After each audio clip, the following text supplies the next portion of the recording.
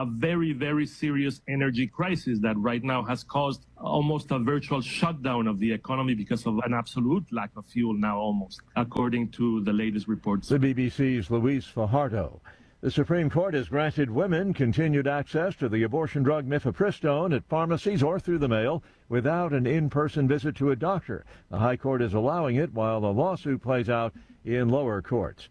Watching Wall Street, the Dow is down 426 points. The Nasdaq off more than 460 points. More on these stories at townhall.com. Hey, I'm Kirk Cameron. Is health insurance eating up your budget for 2026? If you're looking for ways to better steward your finances, consider this: Christian Healthcare Ministries.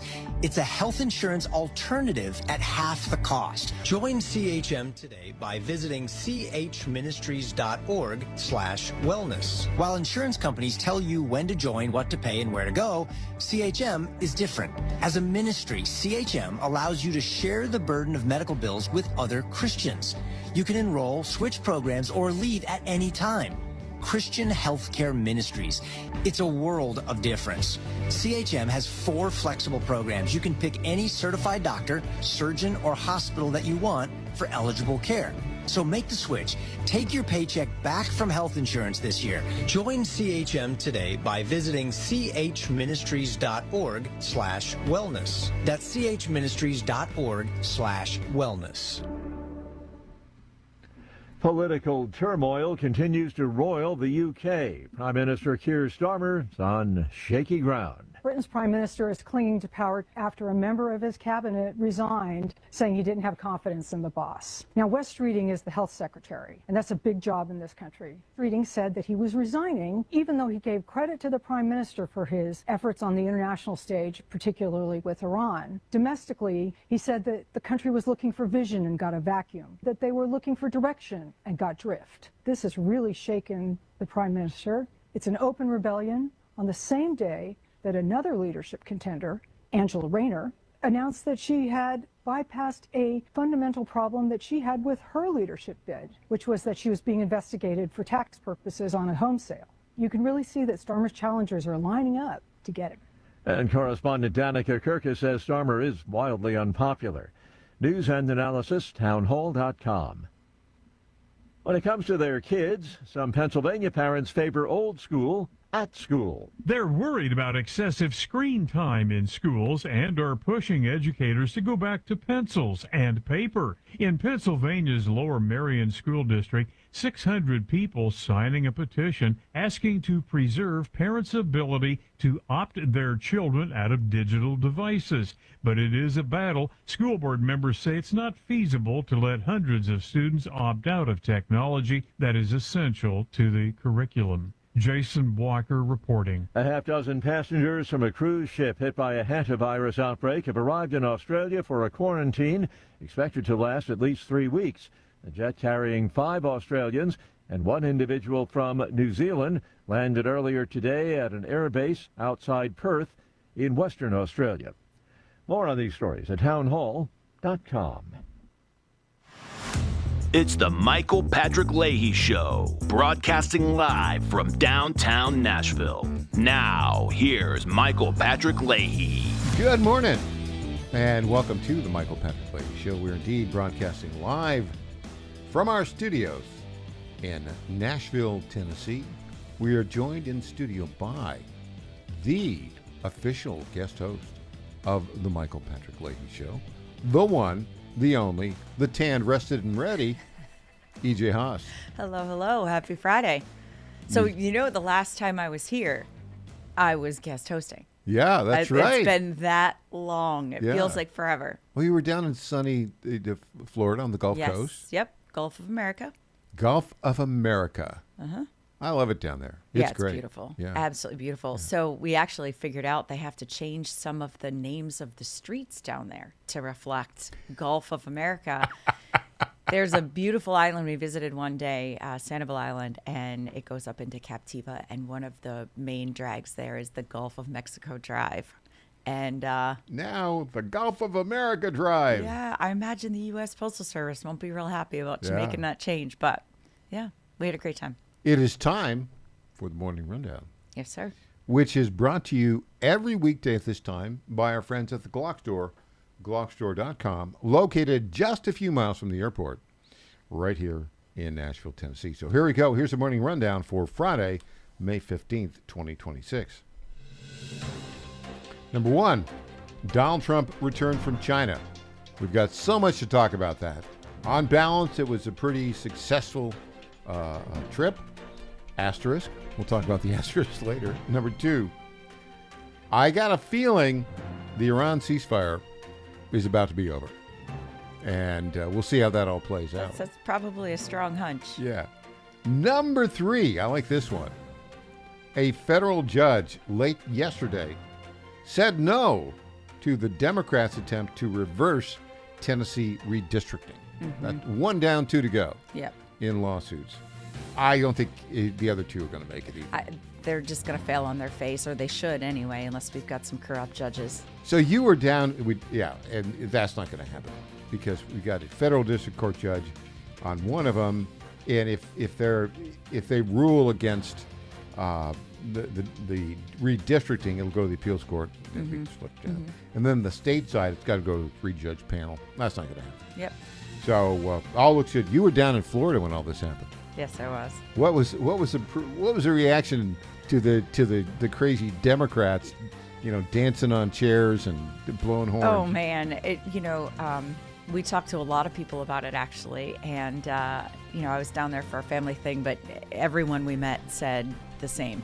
Is just that it was crazy town. Crazy town, and yeah. Tennessee is loony, and they were really happy to be in Florida. Yeah, well, the Democrats in Tennessee are loony. Every single one of them. Number 4, Neil McCabe, our man in Washington, will be with us in hour 3. He will talk about Trump's trip to China. Number 5, Republicans in Congress, we'll get to this in our next segment, destroyed the woke district attorney from Fairfax County, Virginia. We've got some facts we'll bring up about Fairfax County, Virginia. It is the suburb immediately adjacent to Washington, D.C. It's got Alexandria and Arlington and all Fairfax Station and Falls Church. A good many of McLean. the Washington elites, those folks that have been there for decades, live in those suburbs. Yeah. Number 6, we'll be joined by Tom Pappert in hour 2, our lead political reporter. And number 7, with a view from the heartland, Tom Zalistowski will join us in the second part of hour 2. So there you go. That is the morning rundown for Friday, May 15th, 2026. EJ? Yes, sir. Is brought to you by our friends at the Glock Store, glockstore.com, located just a few miles from the airport in Nashville, Tennessee. I keep telling Elon, my good buddy Elon. Yeah, I'm sure he's listening right He now. listens. Oh, what's Leahy want me to do? Okay, Elon, here's what to do. You know that tunnel you're building, the boring tunnel? You got to put a stop. Put a stop at the Glock Store. Hello, Elon. I love that idea. Yeah. It's right along the way. I'm guessing he'll do it because he listens. Anyways, the Glock Store moved here from California several years ago, and it's almost time for their 6th annual Nashville Open House. It's always a great time, a lot to do.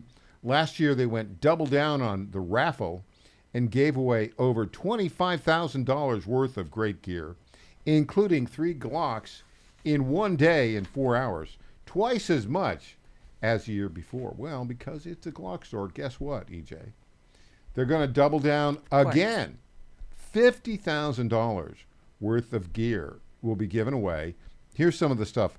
Multiple Glock handguns, 2 Ruger RXM handguns, optics like Vortex, Aimpoint, Osight Trigicon, Holosun Zerotech, GS M1X frames, Glock parts and accessories like Radian ramjets, trigger kits, Meta MX1 chassis, slides, all that sort, and ammo and range gear, Burrow bullets, many others. So get there early, EJ, because the earlier you get there, the fewer other people have entered in the raffle, right? So makes a lot of sense. This is Saturday, May the 30th from 10 a.m. to 2 p.m. the Glock Store's 6th Annual National Open House, May 30th, 10 a.m. to 2 p.m., minutes from the airport, worth a drive from anywhere. And I mean anywhere. Right now, I'm thinking the longest drive, because we're going to measure the cars, the license plates. You're going to count them, right? We're going to count them, and we're going to see. Right now, I'm guessing North Dakota will be the furthest. Oh, you think somebody will make it from North Dakota? I just have a North Dakota feeling. All right. Because, our buddy Doug Burgum from North Dakota, his wife was on a show. Hey, one of the best cabinet members we've got. There you go. Yep. There you go. All right, so there you go. The Glock Store 6th Annual National Open House, Saturday, May 30th, 10 a.m. to 2 p.m. All right, China. Seems to be the talk of the town. Everybody's talking about China. Well, let's see what Donald Trump had to say about it. A couple things here. Let's go with the first clip of Donald Trump. He is talking about China buying oil. Clip 10. They get a lot of their oil, 40% of their oil from that location. So what has happened, and one thing I think that we're going to make a deal on, they've agreed they want to buy oil from the United States. They're going to go to Texas. We're going to start sending Chinese ships to Texas and to Louisiana and to Alaska.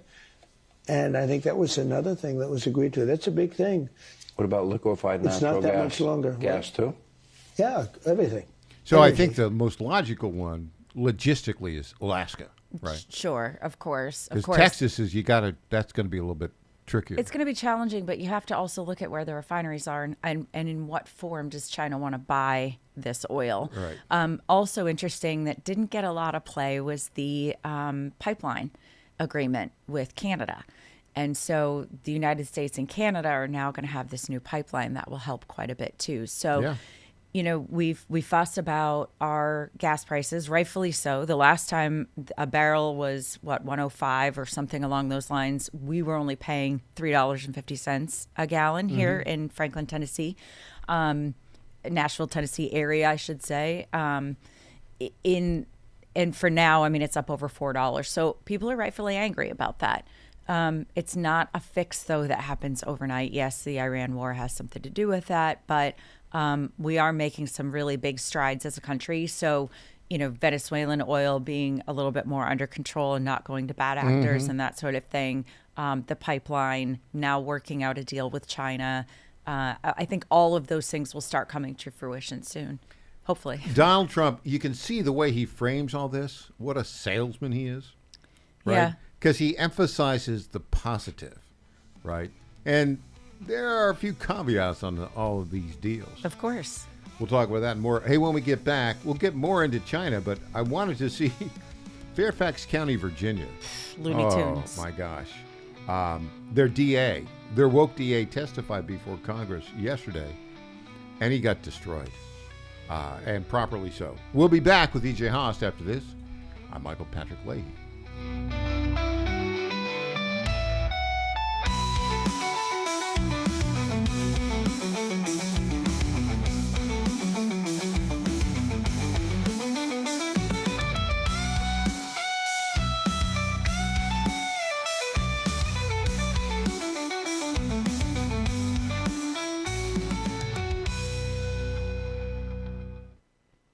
Now more than ever, it's imperative to support companies that share our conservative values. That's why I can't be more excited to tell you that I've switched my family to Patriot Mobile. Patriot Mobile is America's only Christian conservative wireless provider. When you switch to Patriot Mobile, you shift your support away from the leftist, woke, progressive agendas of Big Mobile. Patriot Mobile's wireless service works perfectly and seamlessly as you go about your lives with exceptional nationwide coverage that uses the same towers the main carriers use. Patriot Mobile donates a portion of every dollar earned to causes you care about, to organizations that fight for religious freedom, First and Second Amendments, sanctity of life, and the needs of veterans and first responders. Patriot Mobile has plans to fit any budget, along with great discounts for our veterans and first responder heroes, as well as multi-line users. Switching is easy. Just go to patriotmobile.com/Godzilla or call their U.S.-based customer service team, 972-PATRIOT. That's 972-728-7468. Use offer code Godzilla for free activation.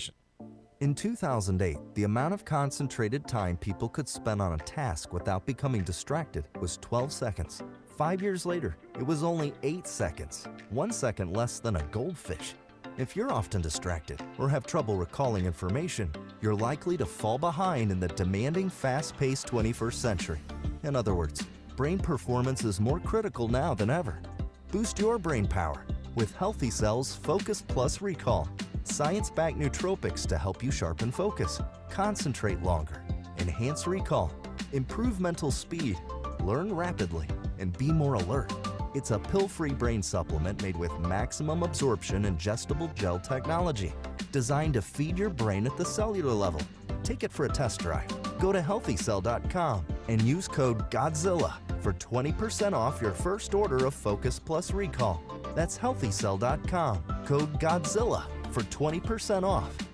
If you owe back taxes, listen carefully to rule number 1. Never go up against the IRS alone. They're cracking down, freezing bank accounts, garnishing paychecks, canceling passports. Even your home or business could be at risk. But here's what they don't tell you. The IRS has powerful tax relief programs that could save you thousands if you qualify. That's why smart people call Optima Tax Relief, America's #1 tax resolution firm. Nobody knows these programs like the experts at Optima. Their team of tax attorneys and licensed professionals have resolved over $2 billion in tax debt for people just like you. The IRS is not stopping, so don't wait, and don't take them on alone. For tax help you need, for tax help you can trust, call Optima today for a free consultation. Call 800-780-3599. 800-780-3599. 800-780-3599. Optima Tax Relief. Some restrictions apply. For complete details, please visit OptimaTaxRelief.com. Congratulations to my friend Michael Patrick Leahy on 9 years of journalistic excellence. I'm Lenny McGill, owner and founder of the Glock Store here in Nashville, Tennessee, and a proud sponsor of Michael Patrick Leahy's Tennessee Star Network for over 5 years. When we started, he was on just one local station. Now, he's on 20 stations. His motto, find the truth and report it. And as long as he sticks to that, we'll stick to being a sponsor. And next year, Michael, let's have a party for you right here at the Glock Store. This is State Senator Mark Pody. Government is limited to what it is supposed to do. One of the things that is critical that we're supposed to be working on is transportation. Here in Middle Tennessee, our roads need more help. As your state senator, we are focused on getting more money reoccurring without a new tax increase for our roads here in Tennessee. This is State Senator Mark Pody. Paid for by Campaign for Mark Pody, Christina Hibden, Treasurer. Welcome back to the Michael Patrick Leahy Show. Now, here's Michael Patrick Leahy. In studio, the official guest host of the Michael Patrick Leahy Show, the one, the only, E.J. Haas. Hello, hello. Now, E.J., one of the things, living in Tennessee, we do have crazy people. There are the Democrats, but they're in a significant minority in the State House. But this craziness is spread all across the country. We saw, we're not going to play the clip right now, but just, we saw Kamala Harris the other day. Sure. Having, with a lost weird, screen behind her, like a bad filter, just looking loony. No bad ideas. There are definitely bad ideas. Yeah. Every single one of her ideas are bad. I would say most of her ideas, probably all of her ideas are bad. But Democrats everywhere have decided to show us all of their bad ideas. Let's pack the court. Yeah. Let's make Puerto Rico a state. Puerto Rico and DC a state, right? Let's add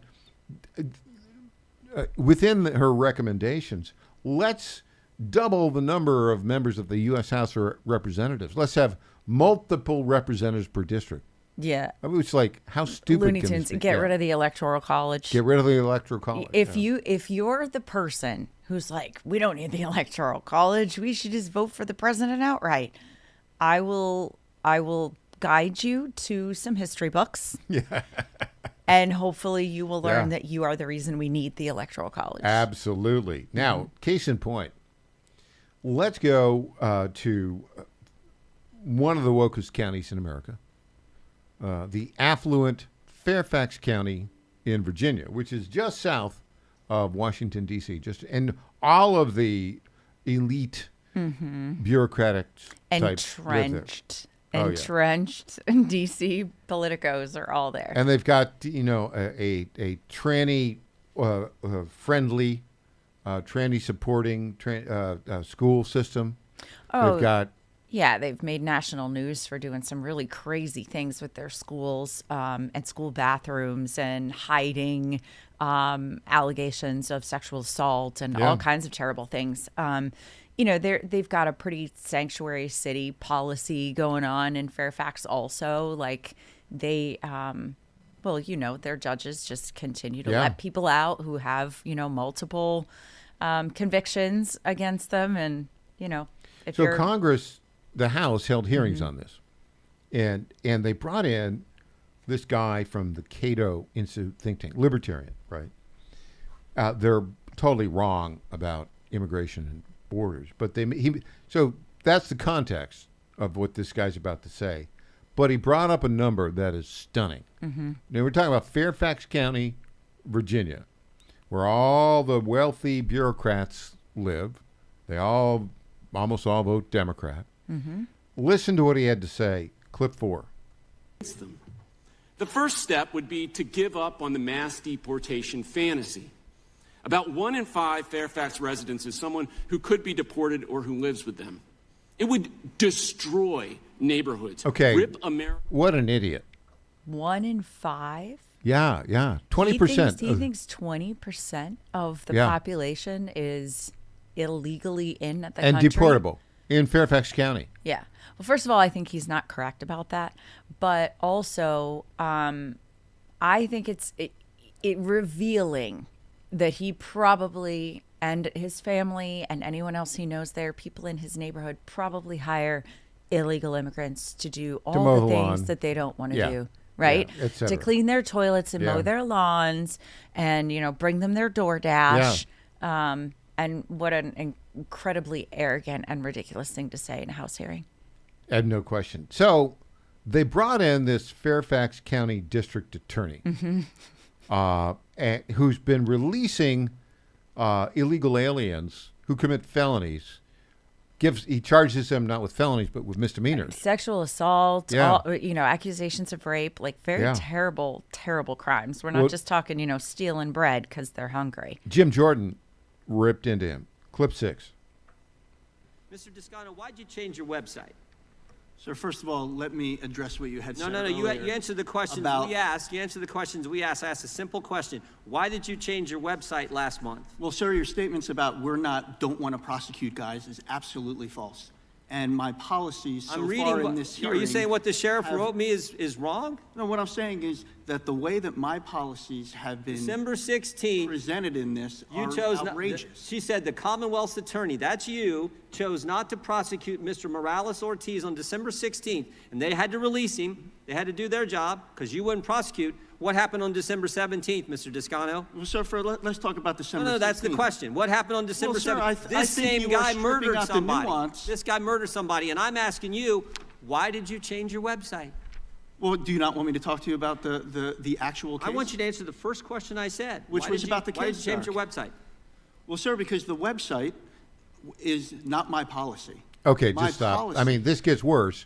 I'm going to give it. So the general sense is they're asking. It's interesting on the interview technique. They ask a simple yes or no question. The guy doesn't answer because he doesn't want to answer. Right.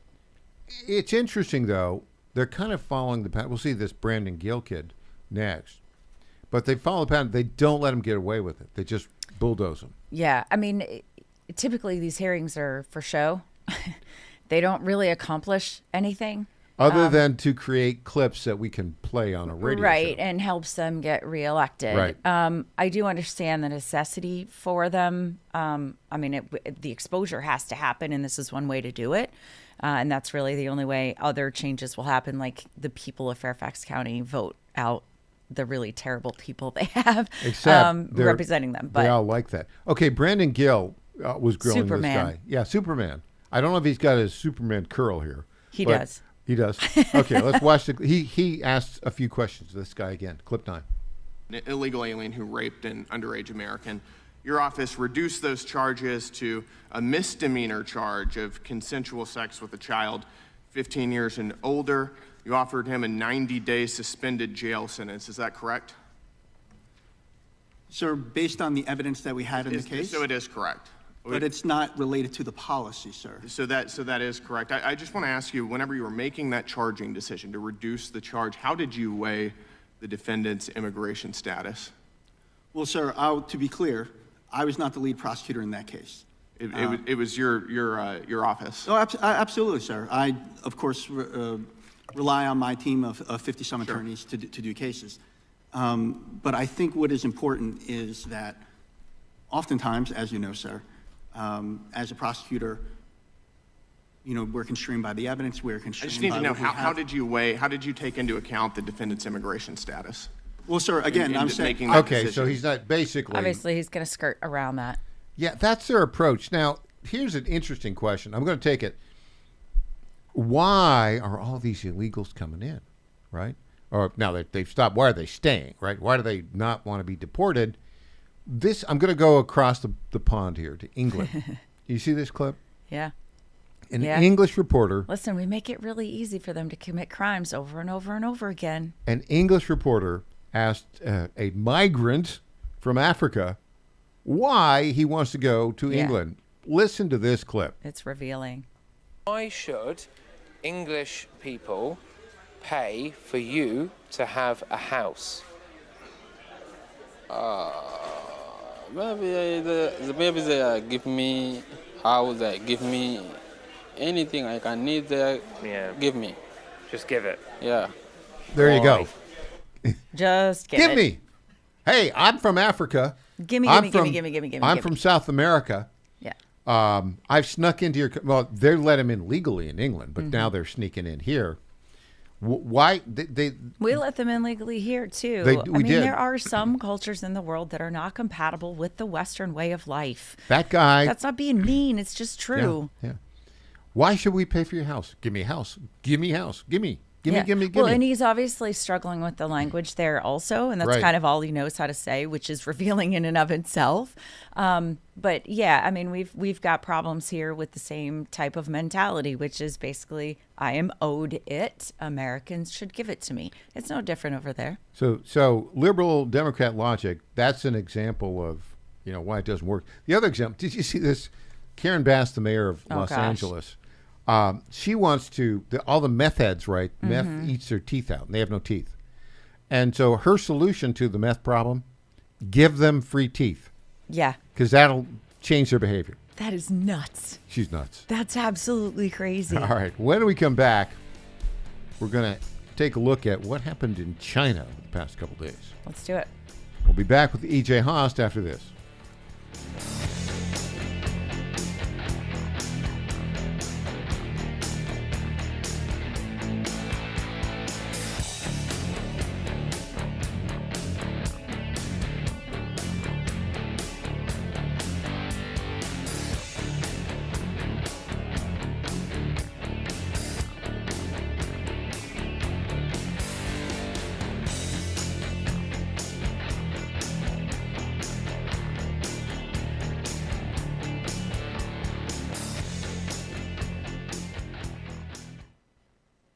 Now more than ever, it's imperative to support companies that share our conservative values. That's why I can't be more excited to tell you that I've switched my family to Patriot Mobile. Patriot Mobile is America's only Christian conservative wireless provider. When you switch to Patriot Mobile, you shift your support away from the leftist, woke, progressive agendas of Big Mobile. Patriot Mobile's wireless service works perfectly and seamlessly as you go about your lives with exceptional nationwide coverage that uses the same towers the main carriers use. Patriot Mobile donates a portion of every dollar earned to causes you care about, to organizations that fight for religious freedom, First and Second Amendments, sanctity of life, and the needs of veterans and first responders. Patriot Mobile has plans to fit any budget, along with great discounts for our veterans and first responder heroes, as well as multi-line users. Switching is easy. Just go to patriotmobile.com/Godzilla or call their U.S.-based customer service team, 972-PATRIOT. That's 972-728-7468. Use offer code Godzilla for free activation.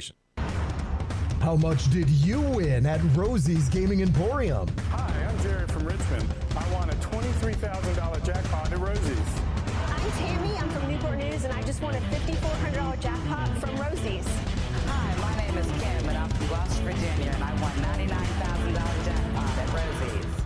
Are you ready? Learn more about Rosie's rewards and jackpots at rosiesgaming.com. Must be 18 or older. Problem gambling? Call 1-888-532-3500. Washington is wasting $500 million every year on a federal supervision system that doesn't work. Probation officers are overwhelmed. Resources are going to people who pose zero threat, while actual dangerous individuals slip through the cracks. The Safer Supervision Act stops the waste and refocuses every dollar on protecting families from harm. President Trump's own pollster found about 80% of Trump voters want this fixed. It's time for Congress to get this done. Stop the waste. Protect our communities. Visit safersupervision.com. Paid for by the Reform Action Fund. President Trump is already transforming Washington, D.C., making it the safest, cleanest, and most beautiful city in the world. But we need fighters on the ground to keep it going. I'm John Fredericks, and I'm running for chairman of D.C. GOP Ward 2 to make sure Trump's vision for this city becomes a reality. Safe streets, clean neighborhoods, and yes, rat-free. Go to MakeDCGreat.com. That's MakeDCGreat.com right now and send a donation. Let's finish what President Trump started. Donation limit $200. I'm John Fredericks, and I paid for this ad. What if you had a plan to build income outside your job? At Lifestyles Unlimited, you'll learn how people are investing in real estate to grow their income and make smarter financial choices one property at a time. Right now, join us for just $297. That's a savings of $443 off our real estate education program. Text RADIO to 88007. That's RADIO to 88007. Presented by Lifestyles Unlimited. This is Michael Patrick Leahy. I want to say a few words about our friends at DT McCall's. This is a place to go if you want appliances, furniture, lawn equipment, or gun safes. They have 5 locations in Middle Tennessee, Franklin, Carthage, Lebanon, Cookeville, and Lafayette, and have been a family-owned business for more than 100 years. We bought our refrigerator and dishwasher from DT McCall's, and these appliances have been great. And the delivery and installation service was just fantastic. By the way, free delivery and haul away of your old appliance or furniture within 125 miles of Carthage. And DT McCall's is one of the top 10 dealers of Cub Cadet lawnmowers in the country. And don't forget, you can get your Liberty gun safes there. That's DT McCall's on the web at dtmccalls.com. Let's get real for a minute. Today's customers aren't just searching on Google anymore. And if your business isn't keeping up with new technology, you are getting left behind. EJ Host here, founder of the Digital Footprint Management Agency and official guest host of the Michael Patrick Leahy Show. Customers are asking AI, they're scrolling social, they're checking maps. Does your business show up everywhere your customers are searching? Go to getfoundeverywhere.com and get your business to show up across AI search tools, social platforms, maps, and more. Need smarter ads that actually convert? We've got it. Need a modern website built to rank and perform? Done. Want to show up in AI-driven search results that your competitors don't even understand yet? We've got you covered, and the solutions are more affordable than ever. See how easy it is to grow your business and get more customers. Go to getfoundeverywhere.com.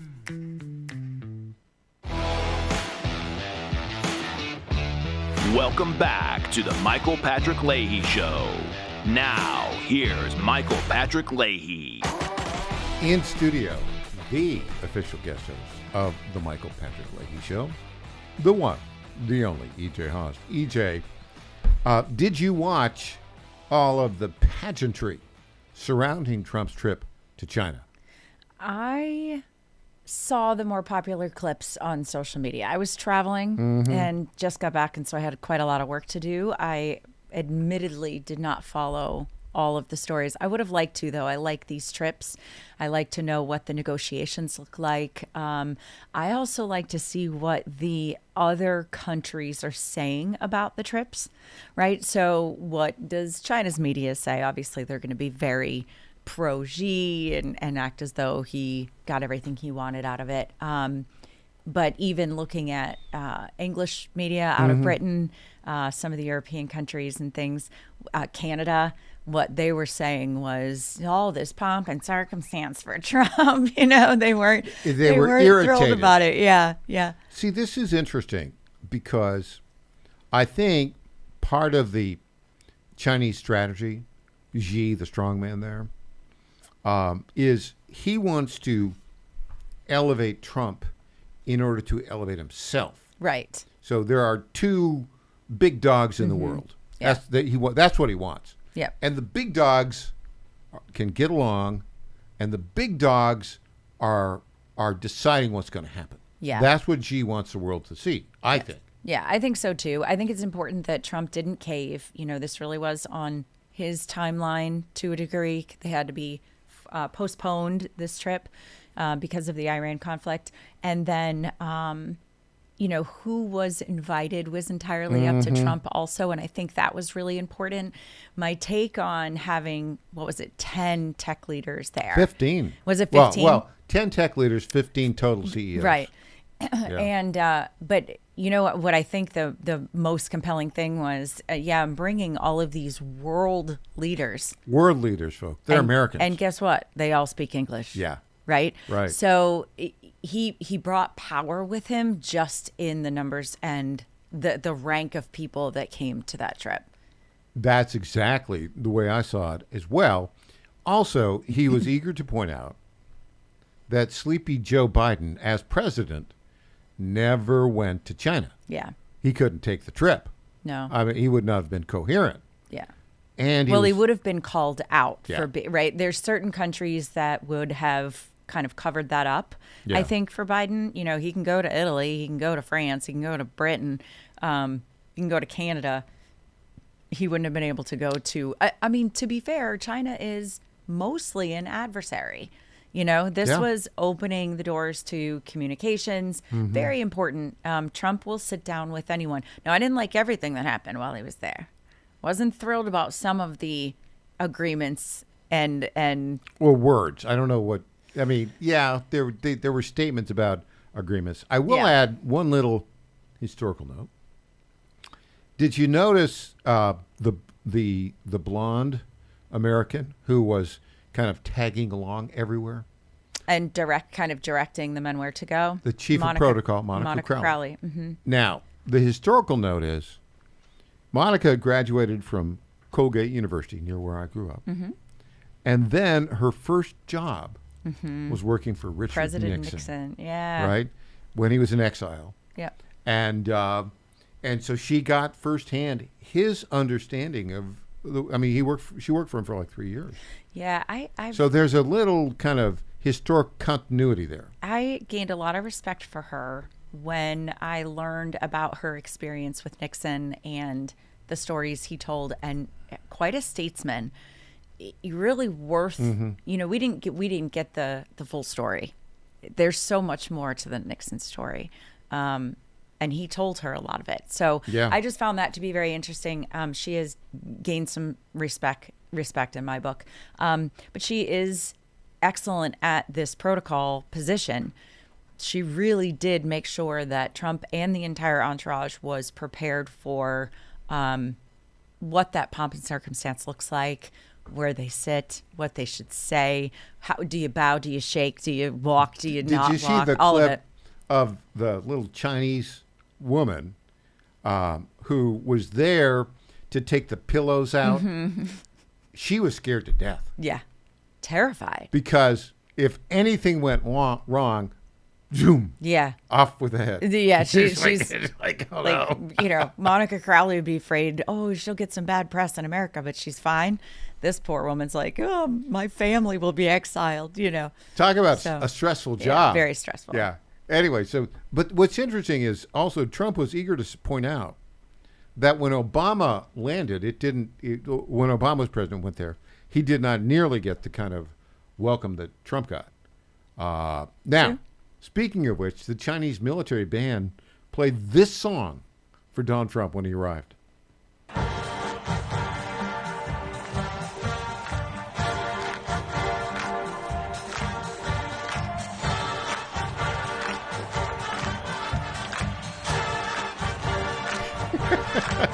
And they're waving American flags.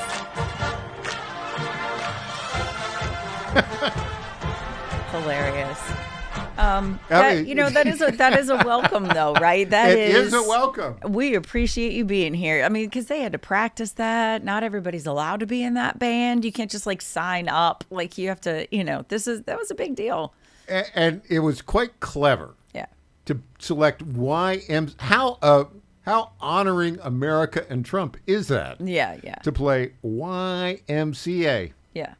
Now, having said all that, many of the press are coming back with a new appreciation for the transparency and openness of the American White House. Mm-hmm. Here's one of the reasons why. Clip 8. And this has been a pattern across this trip where the American press was sort of shoved around by the Chinese who don't have the same kind of open press policies. A couple of incidents also where a Secret Service agent traveling with the president was temporarily blocked from entering with the rest of the delegation because he had a service weapon on him. Press at one point forced out of a room. It's just notable how different things are here, and I'm sure the president is eager to give Americans back home his take on what we did not see. Yeah, you imagine. Yeah, isn't that interesting? That's a very good point. Yeah, the press went through quite a lot this time, too. I think they got a lesson in just how serious this, I don't want to say it's contentious, but it's an uncomfortable relationship with China.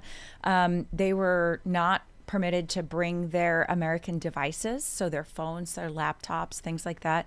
And if they did bring them, they had to stay in secure boxes on Air Force One. Mm-hmm. And they had burner phones and whatnot, and all of those had to be disposed of. They didn't have access to the same kind of internet over there that they would have here. So, eye-opening experience most likely for some of these reporters who, didn't have to go through that with other countries. Now, broadly speaking, this trip, although I wouldn't say that there was any particularly major accomplishment other than to say they're getting along and there were words exchanged that each side used to their advantage. I agree. I think, having China maybe possibly committed to 200 Boeing aircraft purchasing, Mm-hmm. so that was not terrible. I don't think we got very far on the Taiwan situation. That's a little disappointing. The Taiwan situation was literally a shot across the bow by Xi. Hey, we're going to come take Taiwan someday and don't do anything about it. Yes. I'm overstating the case. But I mean, that's kind of a fair, summary. But Trump ignored that. He did. He just glossed right over it, which was probably the appropriate thing to do. You know why? Because he wants to come away with a win. Right. Now, let me jump forward to clip 22. Not everybody is enamored with more trade with China. Mm-hmm. My buddy Stephen K. Bannon had a few. He didn't like it? He wasn't a fan of the trip? Would you like to hear what he had to say? I want to hear what he had to All say. right, clip 22. They have murdered, I think, 250 million we can count Lao Beijing they've murdered between fourth collectivization, the Cultural Revolution, the Great Leap Forward. This is a murderous dictatorship every bit as bad as the Nazis, and anybody in business with them are equivalent to financing Hitler. Full stop. They are 100 times, 1,000 times worse than the mullahs in Tehran, and the mullahs are pretty damn bad. So that's, okay. I mean, it's not a terrible take, right? So, but we're going to do business with them. Lots of people are going to do business with them. I mean, I got news for you. Every American person right now has things in their closet, in their car, in their homes that came from China. So, we all do. So, but we're not going to get anywhere by simply saying, all right, stop. We can't, do business with China at all. That's what leads to that kind of isolationism. Right. And, Taiwan is important because that's where all the chips are made. All the chips. They want Taiwan. In the world. So, and let's be honest, there will come a day, probably not while Trump is president. Yeah, most likely not. But after. I mean, clearly, if a Democrat wins, 2 weeks later, China will try to take Taiwan. Yeah. Yeah. Right. It depends on the Republican side. But opening the door to diplomacy, I'll never say that's a bad idea with China, right? And so this face-to-face, bringing myself and not my delegation to talk to your people. You know, it's not my people talking to your people. I'm here to talk to you face-to-face. It's good. China respects that. Yeah. And hopefully these deals that have been talked about will actually work out. We're going to change course, and we're going to listen to the most viral commencement speech this year. Eric Church. He gave an interesting one at the University of North Carolina. Back after this.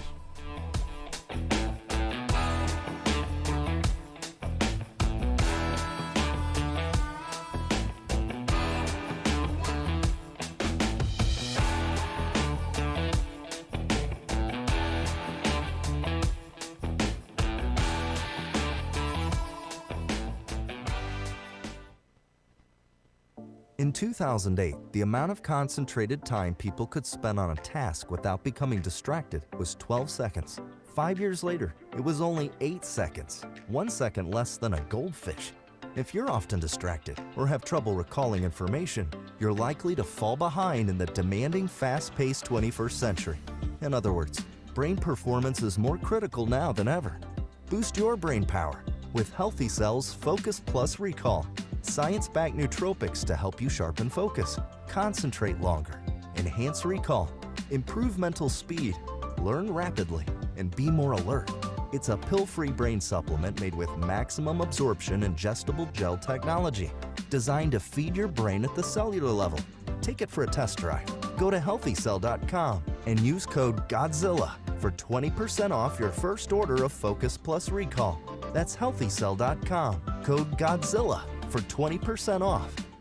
1775 Coffee is giving away free starter kits. Try the dark or medium roast coffee with longevity blend, an infused blend with anti-aging supplements clinically proven to reduce biological age. When you purchase the first 2 bags, you'll receive a free 1775 starter kit, including a third 16-ounce bag of coffee, a matte black tumbler, a frother, a gold scoop, or a reusable K-cup filter. Just order now at 1775coffee.com/Godzilla and claim your free 1775 starter kit while supplies last. The Trump administration has brought a lot of positive changes when it comes to fixing our broken healthcare system, but there's only so much the government can do. And if we really want to make America healthy again, that starts at home, and that's where the Wellness Company comes in. The Wellness Company allows you to make sure you're prepared for whatever happens with their prescription medical kits, which contain an assortment of life-saving medications and guidebooks to assist in the proper use of these medications. The Wellness Company also offers a variety of health products, from parasite cleanses to methylene blue to weight loss and so much more, helping you stay healthy and live a longer, better, healthier life. Make America healthy again. That starts at home. So do your part and protect the health of you and your family. All you have to do is go to twc.health/Godzilla today and order. That's twc.health/Godzilla. Use promo code Godzilla to save 10%. That's twc.health/Godzilla. The Cats and Cosby Show. It's the top news of the day. This show knows things before anybody else is transmitting it. I said 5 minutes after we make a deal, the price of crude oil is going to go down $20 a barrel. Well, it went down $20 a barrel today. It did. 15 days from now, and if it looks like we have a good deal, it'll go down another $25 a barrel. Cats and Cosby, 5 Eastern, 4 Central on the John Fredericks Media Network. And that's a good sign for us, obviously, and for the free world. Congratulations to my friend Michael Patrick Leahy on 9 years of journalistic excellence. I'm Lenny McGill, owner and founder of the Glock Store here in Nashville, Tennessee, and a proud sponsor of Michael Patrick Leahy's Tennessee Star Network for over 5 years. When we started, he was on just one local station. Now, he's on 20 stations. His motto, find the truth and report it. And as long as he sticks to that, we'll stick to being a sponsor. And next year, Michael, let's have a party for you right here at the Glock Store. This is State Senator Mark Pody. Government is limited to what it is supposed to do. One of the things that is critical that we're supposed to be working on is transportation. Here in Middle Tennessee, our roads need more help. As your state senator, we are focused on getting more money reoccurring without a new tax increase for our roads here in Tennessee. This is State Senator Mark Pody. Paid for by Campaign for Mark Pody, Christina Hibden, Treasurer. Welcome back to the Michael Patrick Leahy Show. Now, here's Michael Patrick Leahy. And welcome back to the Michael Patrick Leahy Show. EJ, a couple of clips that have gone viral we got to talk about this morning. Let's start with Eric Church, the musician who lives here in Nashville, graduate apparently of the University of North Carolina, Chapel Hill. He gave this commencement address, unusual, but very well received. Let's start it right now. This is where he's pulling out his guitar as part of the speech. For a little bit about how to do it. I have torn up multiple speeches. I have thrown things. And in one of my fits of frustration, I sat down with a guitar. And I thought, man, who am I kidding? I need to figure out a way to do this with a guitar. So, if you'll indulge me, I want to start with a sound. You know this sound. It's a guitar that's out of tune. Something that almost gets there, that tries, but doesn't. And some ancient, honest part of your brain knows it immediately. You don't need training to hear it. You just know. That sound is the sound of something beautiful that has not been tended to. 6 strings.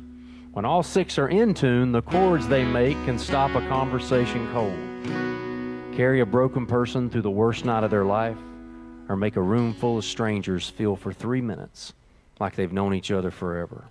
But if even one is off, the whole chord unravels. Not gradually, not politely. The moment you strike it, you know. I believe your life runs on this principle. And I'm going to break it down for you right now and tell you about your strings, okay? String 1, the low E, that is your foundation. The low E is the thickest string. It is the heaviest. Every chord a guitar can make rests on this string being in tune. Your faith is the low E of your life. Okay, so that's the beginning of it. What a clever way to do it. Really. I mean, very powerful. You know, I have my own personal opinions about Eric Church's staff. I had an encounter we don't have to talk about on the show today because he deserves all the credit for just having the best commencement speech. And it brought me to another place. Like, he is talking about the foundations of a positive, healthy, productive life. He's giving them the building blocks, the stepping stones, what they need going forward from this incredible milestone that they've now achieved. It's positive. It's uplifting. It is all about them. Yeah. The entire thing was about them as individuals sitting in the audience there. You know who that contrasts with? Tell me.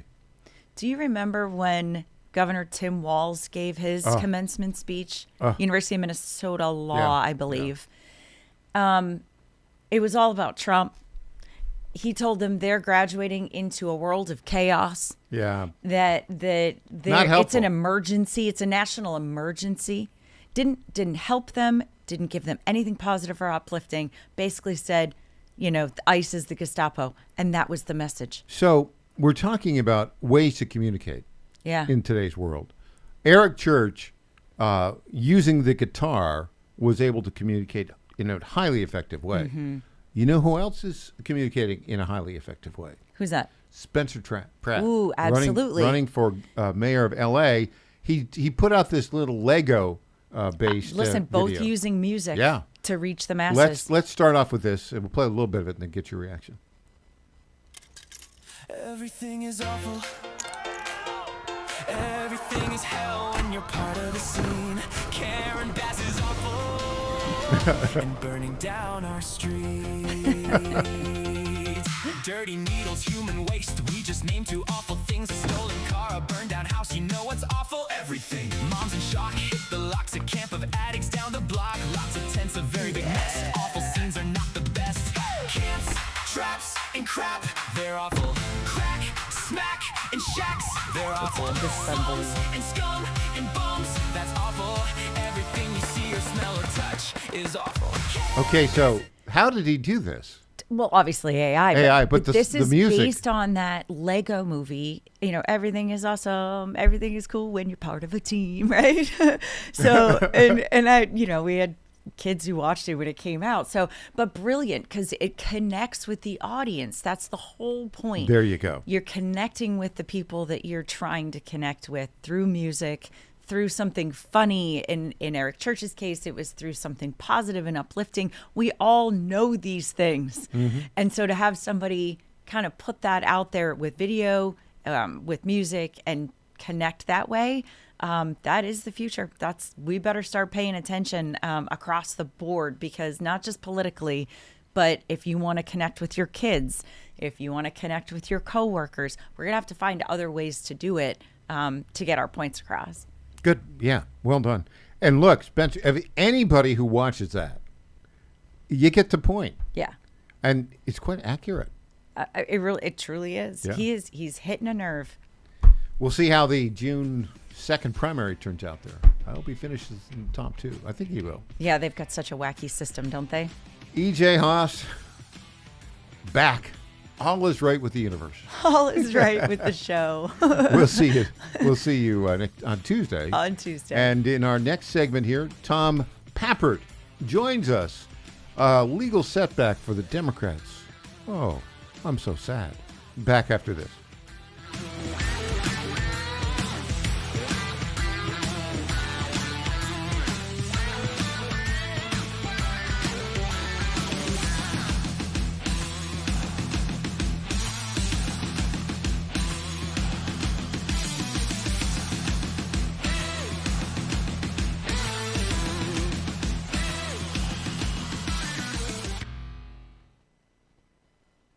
In 2008, the amount of concentrated time people could spend on a task without becoming distracted was 12 seconds.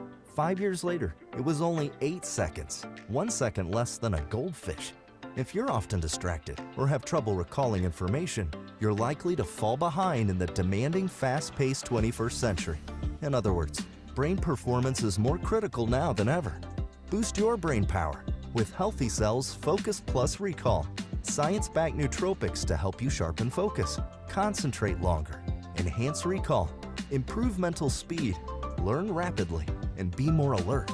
It's a pill-free brain supplement made with maximum absorption ingestible gel technology, designed to feed your brain at the cell. Take it for a test drive. Go to healthycell.com and use code GODZILLA for 20% off your first order of Focus Plus Recall. That's healthycell.com, code GODZILLA for 20% off. Lifestyles Unlimited is a real estate education group that gives you the roadmap and resources to start building income through real estate. You'll learn practical strategies for using investment properties to create extra income and make informed decisions, one step at a time. Join today for just $297. That's a 60% savings off the regular price of our real estate education program. Text RADIO to 88007. That's RADIO to 88007. Presented by Lifestyles Unlimited. John Fredericks loves his radio and TV audience, but did you know how to follow the Godzilla of Truth wherever you go? Download the John Fredericks Radio Show app to listen live nationwide. For the daily chit-chat, Trucking the Truth, download the Getter app and join the morning fun on Getter Live from 6 to 10 a.m. Follow John Fredericks on Getter, Truth Social, or Twitter at JF Radio. WJFN W224EB 92.7 FM Chester, W299DB 107.7 Bon Air, 100.5 FM Goochland, and WJFB. Breaking news this hour from Town Hall. I'm Rich Thomason. Final round of talks between President Trump and Chinese President Xi having wrapped up. Mr. Trump now on his way back home. Speaking aboard Air Force One, the president touts China's pledge to purchase 200 Boeing jetliners. This will be by far the largest order ever if they do a good job with the 200, which I'm sure they will. And that's General Electric also, the engines. So they're buying General Electric. So it's approximately 450 engines, 200 planes, and a promise of up to 750 if they do a good job. The president says China has also agreed to purchase American soybeans. Ukrainian President Zelensky says 3 children are among the 24 people killed in a Russian missile attack on a Kiev apartment building, as so much of the world's attention was focused on the Trump-Xi summit in Beijing. Vladimir Putin stepped up Russia's assault on its neighbor, Ukraine.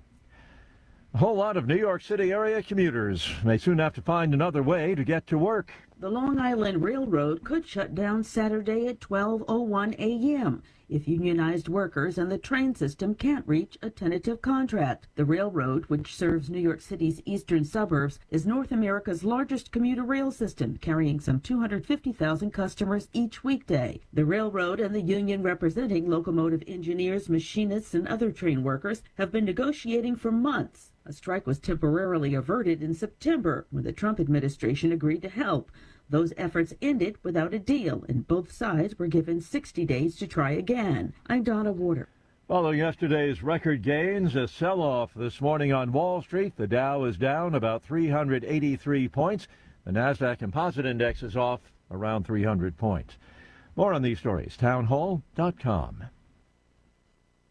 Just hearing the word IRS can make people break out in a cold sweat. No one wants to deal with the IRS, and now you don't have to. The good news is Legal Tax Defense has been successfully negotiating with the IRS for more than 15 years. It doesn't matter how much you owe, whether it's $5,000 or $5 million. You deserve the best in the business on your side, and that is Legal Tax Defense. Even if you're working with someone else and just want a second opinion, there is no cost or obligation to call. They can prevent levies, liens, wage garnishments, even file back tax returns. And the best news about Legal Tax Defense is they won't take your case unless they know they will reduce or eliminate your tax debt. Call Legal Tax Defense right now for a free, no-risk consultation. 800-292-7875. 800-292-7875. You have nothing to lose but everything to gain. 800-292-7875.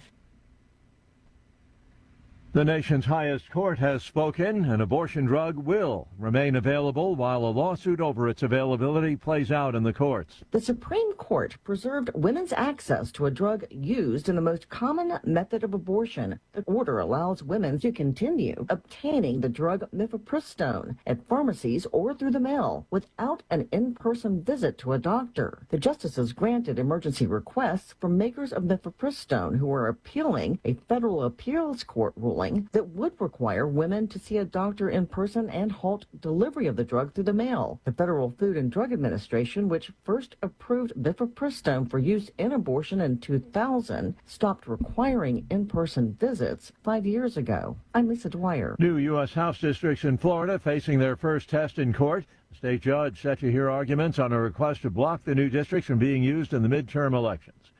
News and analysis, townhall.com. The EPA looking to relax Biden-era limits on heavy metals discharges from coal-fired power plants. The agency says a 3-year-old rule was unduly costly for the energy industry at a time when energy demand is spiking, and that its new rule will lower the cost of power generation. It's the latest step the Trump administration has taken to pull back regulations on coal mining and coal-fired power, a major reversal from former Democrat administrations, including both Obama and Biden, who spoke openly about using regulations to shut down the coal industry. Bob Agnew reporting. More details about the 6 people found dead in a rail yard shipping container in Laredo, Texas last weekend. Police say the 6 are from Honduras and Mexico. Police say it was human smuggling. A medical examiner suspects the deaths were caused by excessive heat. And the city's police chief says the victims had entered the shipping container in Del Rio, Texas. More on these stories, townhall.com. It's the Michael Patrick Leahy Show, broadcasting live from downtown Nashville. Now, here's Michael Patrick Leahy. And welcome back to the Michael Patrick Leahy Show. We are indeed broadcasting live from our studios in Nashville, Tennessee. Well, we've got some political news of note going on in the state of Tennessee. And as you recall, here in Tennessee, we had, this would be a week ago Thursday. 1 week ago Thursday, we had quite an event here in the state of Tennessee. The governor called a special session. And the idea of the special session was to redistrict the congressional seats based upon the Calais decision. The Calais decision, 6-3, the Supreme Court said you can gerrymander, but you cannot racially gerrymander.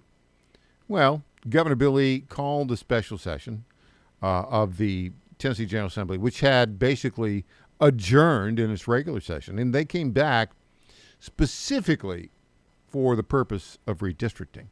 And they put together a pretty good redistricting plan, which, was no elements of race onto it. And that plan did the following. It took a congressional map that was 8 Republican, 1 Democrat, and basically turned it into what is likely a 9 Republican, 0 Democrat district. And the key particular district involved where the Democrat is unlikely to get elected is the 9th Congressional District. That district, as it turns out, was previously the majority black city of Memphis. And the new 9th District contains maybe a third of that district in Shelby County, and then stretches about 100 miles to the due east along the Mississippi border in rural counties, Fayette County, McNair County, Hardin County, Lincoln County, Giles County, and then goes up towards Nashville. It covers Bedford County and parts of Murray County and Williamson County, Marshall County, and even a little bit of Rutherford County, one of the suburbs here in the Nashville area. Now, what's interesting about this is that the left, once this was, signed into law by the governor, the obligatory lawsuits began. We've already got results from one of them. We'll talk about that in a little bit. But what were the lawsuits? Well, one lawsuit was filed in state court. This was the one by the NAACP. They went to a chancery court here in Nashville, and they claimed that this law did not comply with state law. What's their argument? There had been a previous state law which said you cannot redistrict midterm. Well, they went in and they changed that law in the special session before they did the redistricting. They chose to file this in Davidson County Chancery Court. That's the lowest level of a trial court in the state of Tennessee, state judicial system. And there was a problem with it. What's the problem? According to whenever you're involved in something like this, and you're challenging the constitutionality of a state statute, the way you do that is it has to go first to the state Supreme Court, and then they have to pick a 3-judge panel. Well, they hadn't done that, and so the Attorney General stepped in and said, "No, we got to put a state 3-judge panel. This will not survive a 3-judge panel." So that was the state challenge. Then there was another challenge in federal court, and this is the particular one that we'll talk about right now. The headline: Judge blocks Tennessee Democrats' attempt to stop new congressional map before 2026 election. Chief U.S. District Court Judge William L. Campbell, Jr. issued an order on Thursday blocking Tennessee Democrats' emergency effort to halt the implementation of the state's newly enacted congressional map and election law changes ahead of the 2026 election cycle. Last week, U.S. Representative Steve Cohen, he's the guy who represents the current 9th Congressional District in Congress, State Representative Justin Pearson, who's a state rep from Memphis, and several other voters and candidates filed a lawsuit in federal court seeking to block the state's new congressional map and election law changes from taking effect during the 2026 election cycle. Now, in their complaint, these plaintiffs argued the state changed the rules, quote, in the middle of the game by moving candidate qualifying deadline from March 10th to May 15th, and creating a new special qualifying period for candidates. They argued this could cause widespread voter confusion. But was interesting about this, in a one-page order filed in the U.S. District Court for the Middle Tennessee District, Campbell denied plaintiffs' request for a temporary restraining order, seeking to prevent Tennessee officials from enforcing the redistricting. Campbell basically wrote in his order the motion was denied for the temporary restraining order, and they canceled the previous hearing scheduled for May 20th. The judge's order said a more detailed memorandum explaining the court's reasoning would be issued later. In other words, go pound salt, guys. This is not going to work. By the way, one of the plaintiffs, Justin Pearson, I think we have this in clip 17. One of the plaintiffs, I know, predictably called, what do you think he called? Yeah, racism. Here we go. We demand justice, equality, and fairness in Shelby County, Fayette County, McNairy County, Williamson County. Make it 15, 16, 17 counties. It don't matter. So you aren't just going to be campaigning in Shelby County or in District 9, the former District 9. So what is your strategy now as you follow along this new District 9? Absolutely. We have to go everywhere. I mean, one of the favorite compliments that I get from our current campaign is we're everywhere, because we've had roughly 250 events and community engagements that we've been to. We've met with thousands of voters across Memphis and Shelby County, up to Millington, all the way up to Covington, making sure that our message gets to people, that it's about us.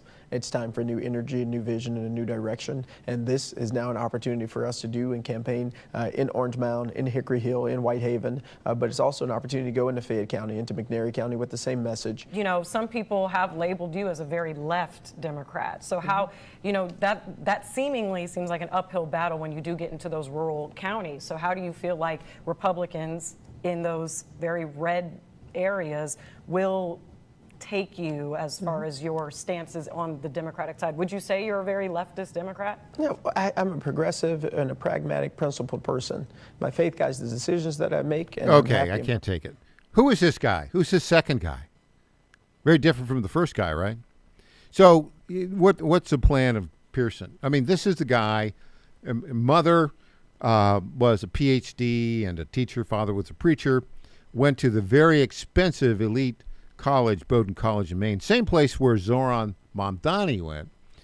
He's the guy that actually used multiple F-bombs on last Thursday, when he went up to the gallery, which was causing all sorts of difficulties and had been cleared by the speaker.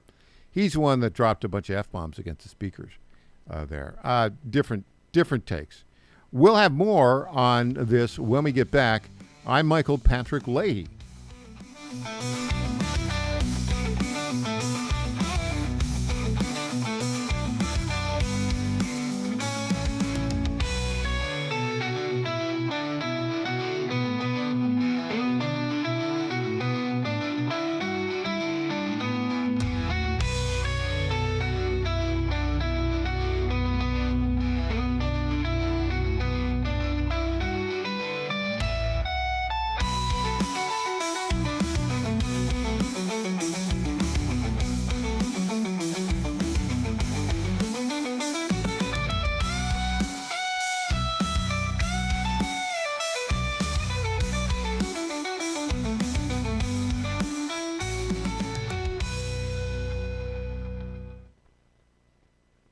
Hey folks, Al Green here for SatPhone. When you're on the go, you want to know you're connected. If it's a family vacation or an off-the-grid escape to a remote destination, having reliable communication helps you feel safe and secure. You can't afford to find yourself in a dead zone. That's why you need SatPhone. SatPhones are reliable, durable, and give you global coverage. If you can get outside, you can get in touch. It's that simple. Make calls from your SatPhone to any regular cell phone in the United States. The phones are $1,500 value, but you can get yours free. Just sign up for a 15-month plan, $94.95 a month. Get 150 minutes monthly that roll to the next month. Go 3 months without using them, that's fine. Yes, 3 months, 450 minutes, all yours. Visit SAT123.com or call 855-980-5830. SAT123.com, 855-980-5830. Get surety and security with your sat phone. Call now. All right, folks, I need you to do something right now. Go to johnfredericksradio.com and take our brand new 2028 Republican presidential straw poll. Who do you want leading the ticket? Don't let the elites decide.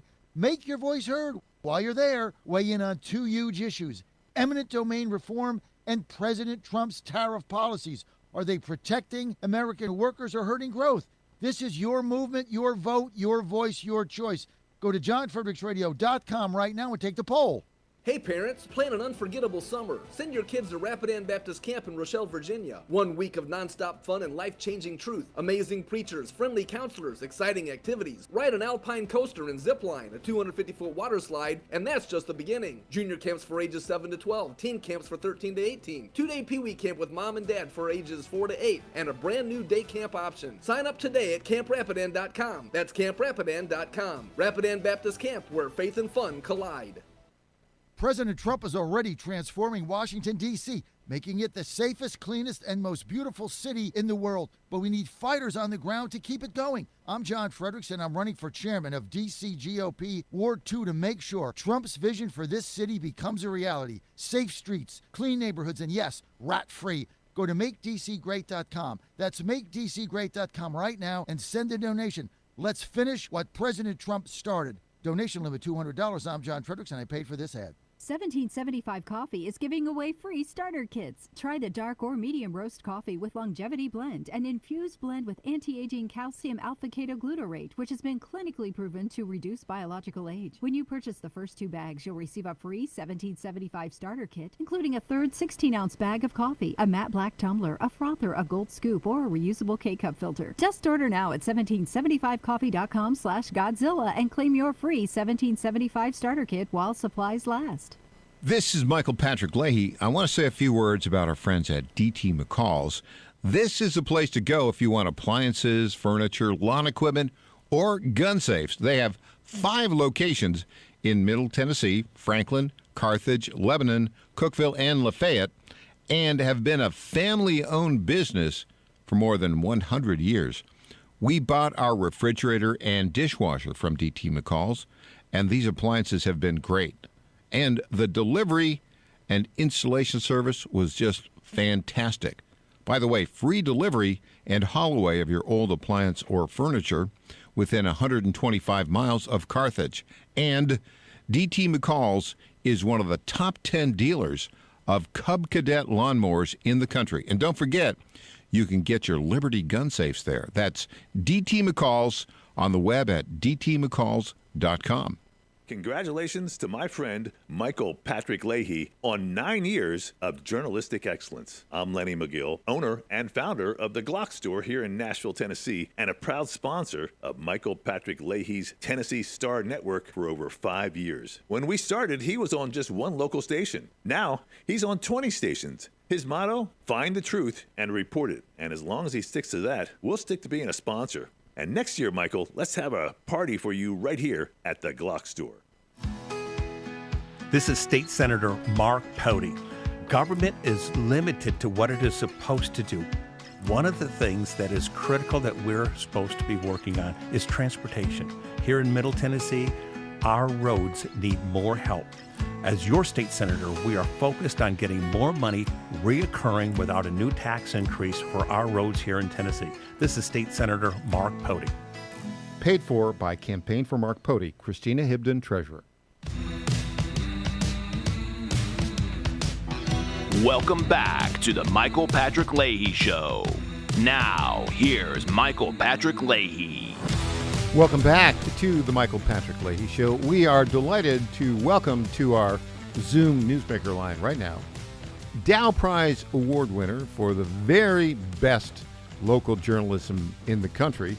That was given to him and to yours truly and our executive editor, Christina Botteri, for our reporting on the Kilmar Abrego Garcia traffic stop.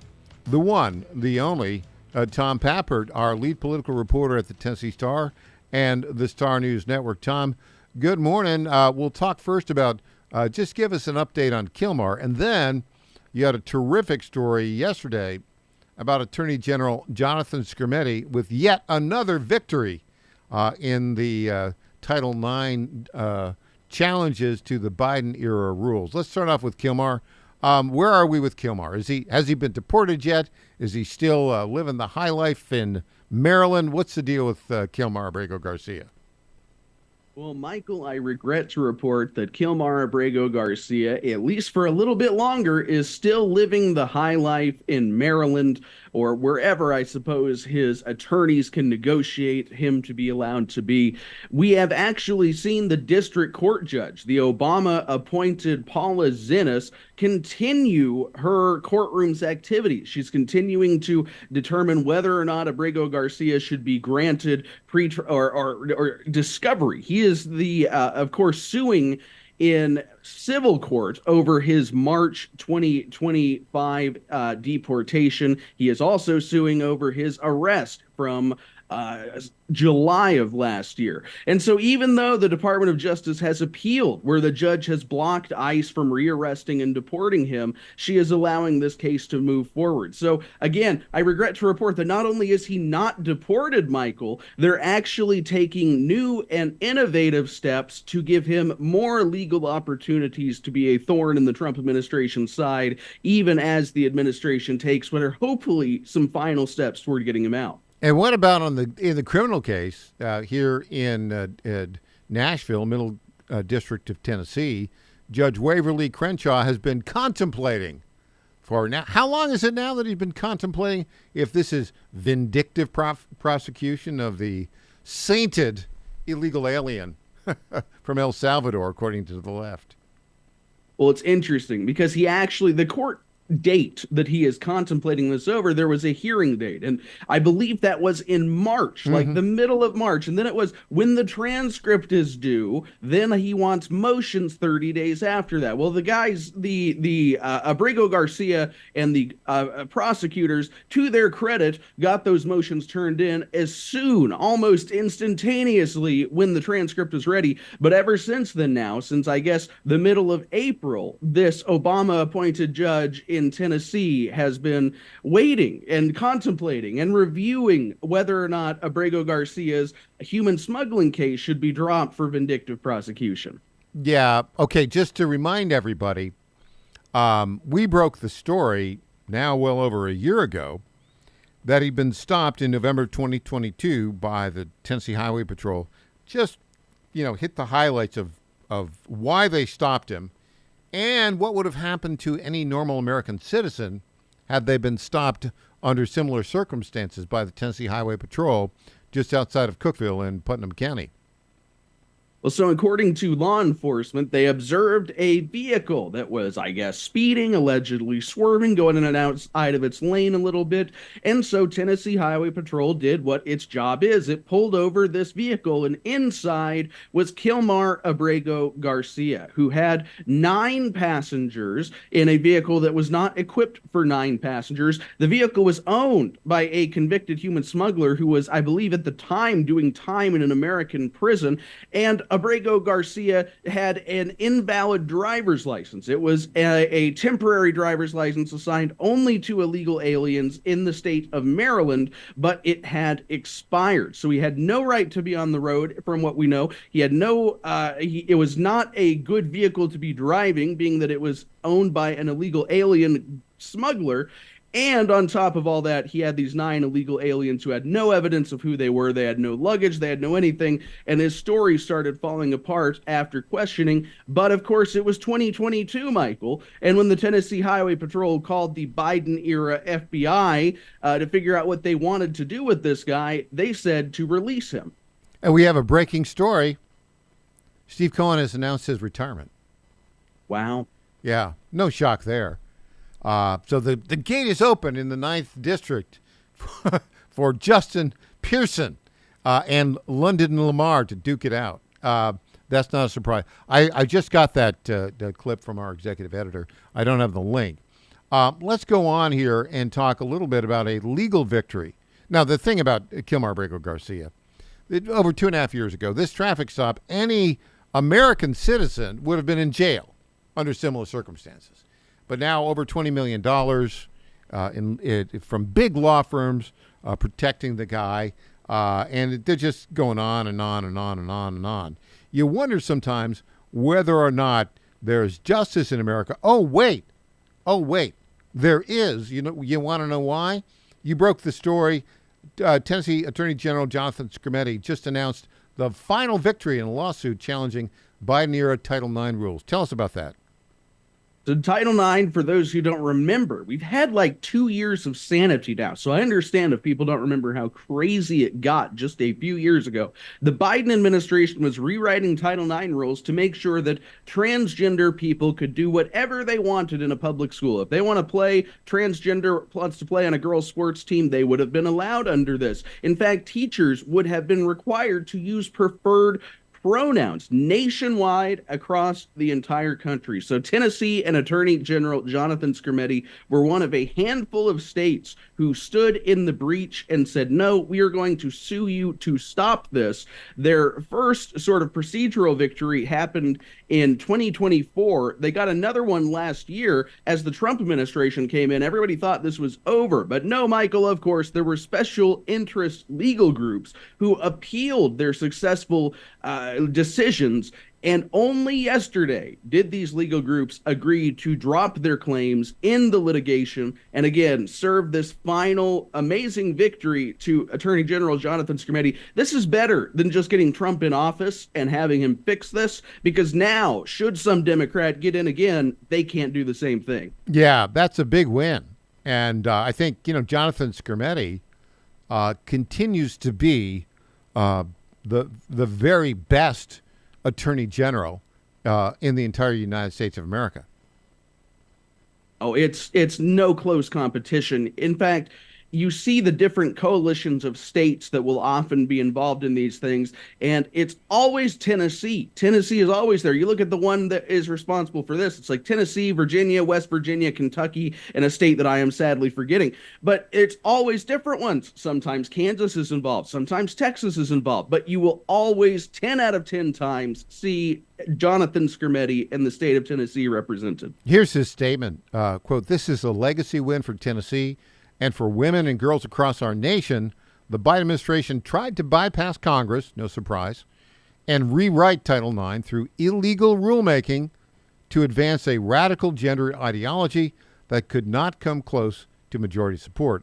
The courts rejected that offer, and now the would-be interveners have abandoned their appeal, thereby bringing the litigation to a decisive end.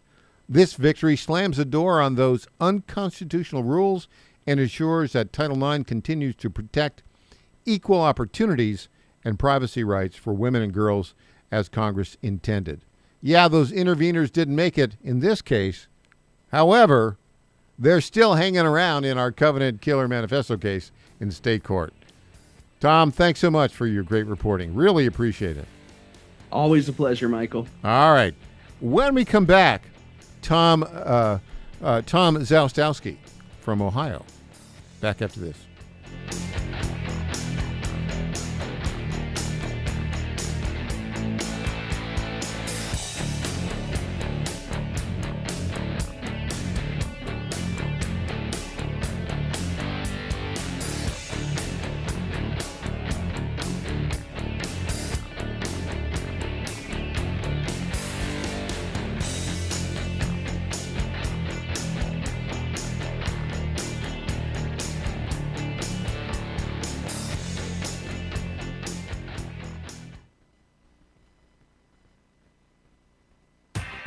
What happens in Virginia doesn't stay in Virginia. It influences policy and policymakers nationwide. The VirginiaStar.com shines a light on the issues in VA that become issues for the USA, with insightful commentary that gets to the fact of the matter.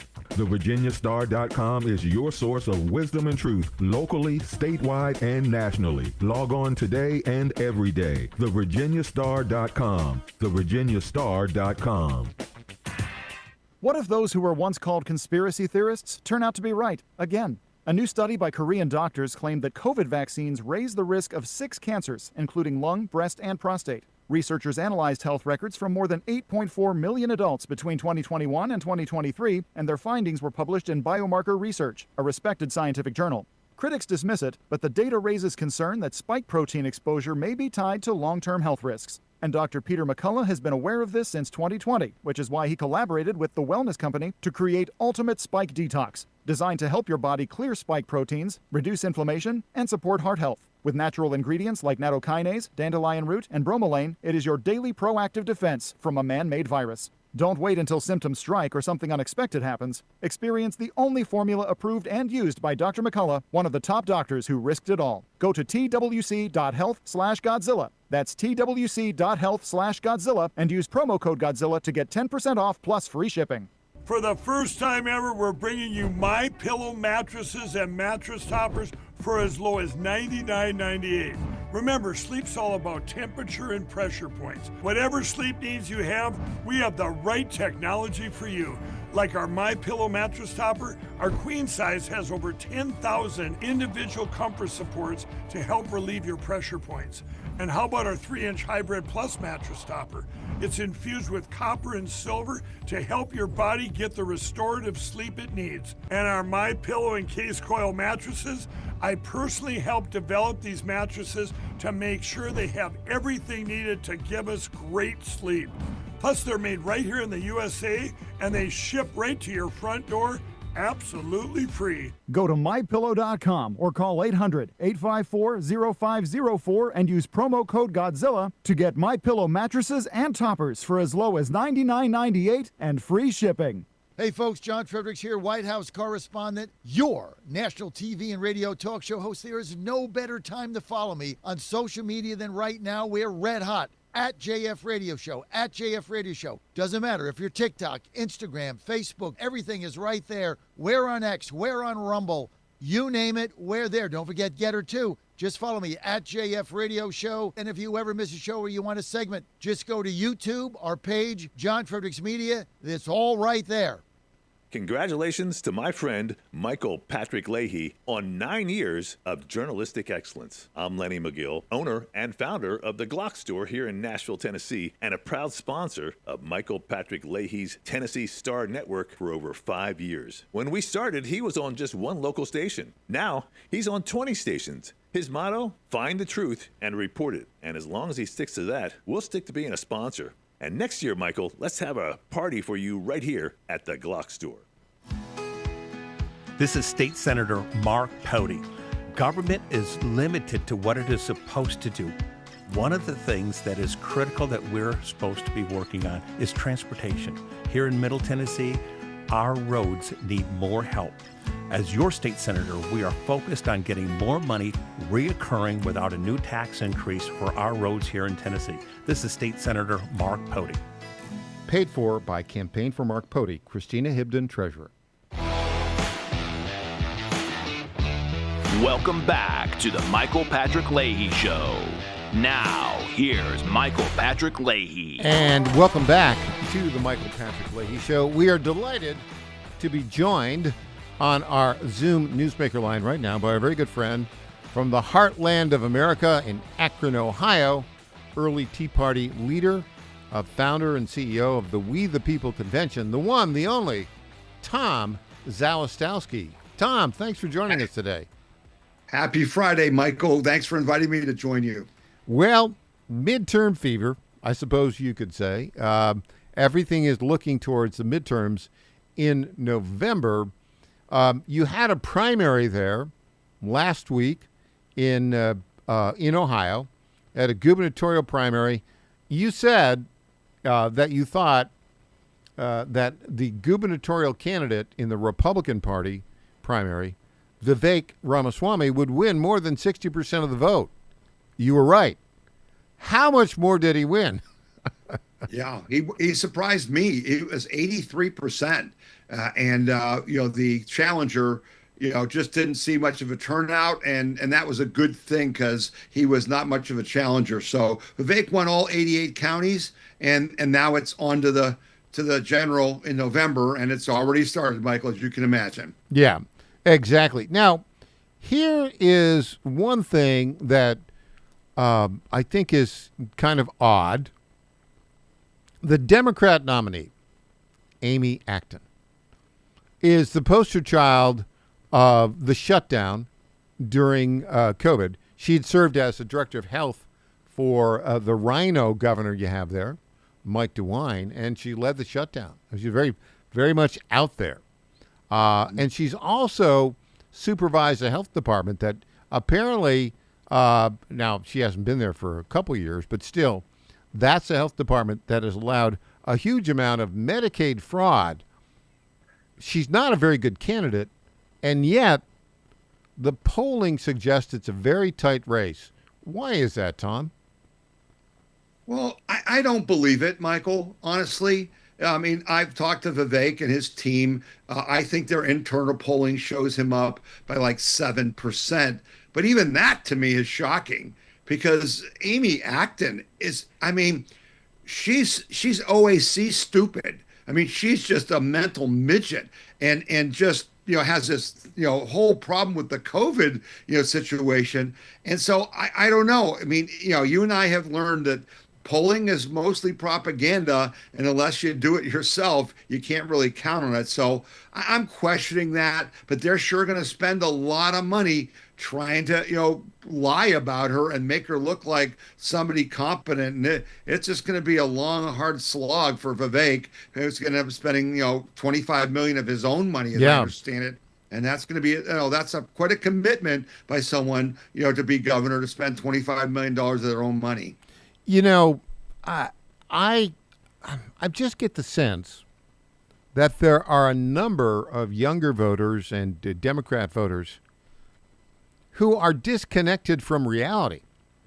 And that is perhaps my interpretation of why, these polls with a crazy Democrat is close to a Republican. Do you ever get that same sense up in Ohio, or am I overstating the case? No, I think that this is a national phenomenon. I mean, I really do. I mean, when they have their, No Kings rallies and things, they're all over Ohio, and they're all over the country. And it's really disturbing because that's the right term, Michael. They're detached from reality. Facts do not come into play. It's all emotion. And the most bizarre thing is it's just, we hate Trump. We're going to impeach Trump. We're going to, arrest everyone that helped Trump. But when you're running for election, how does that improve my income? How does that lower my cost of living? How does that make my life better? They don't care. They're just going to shout it from the rooftops.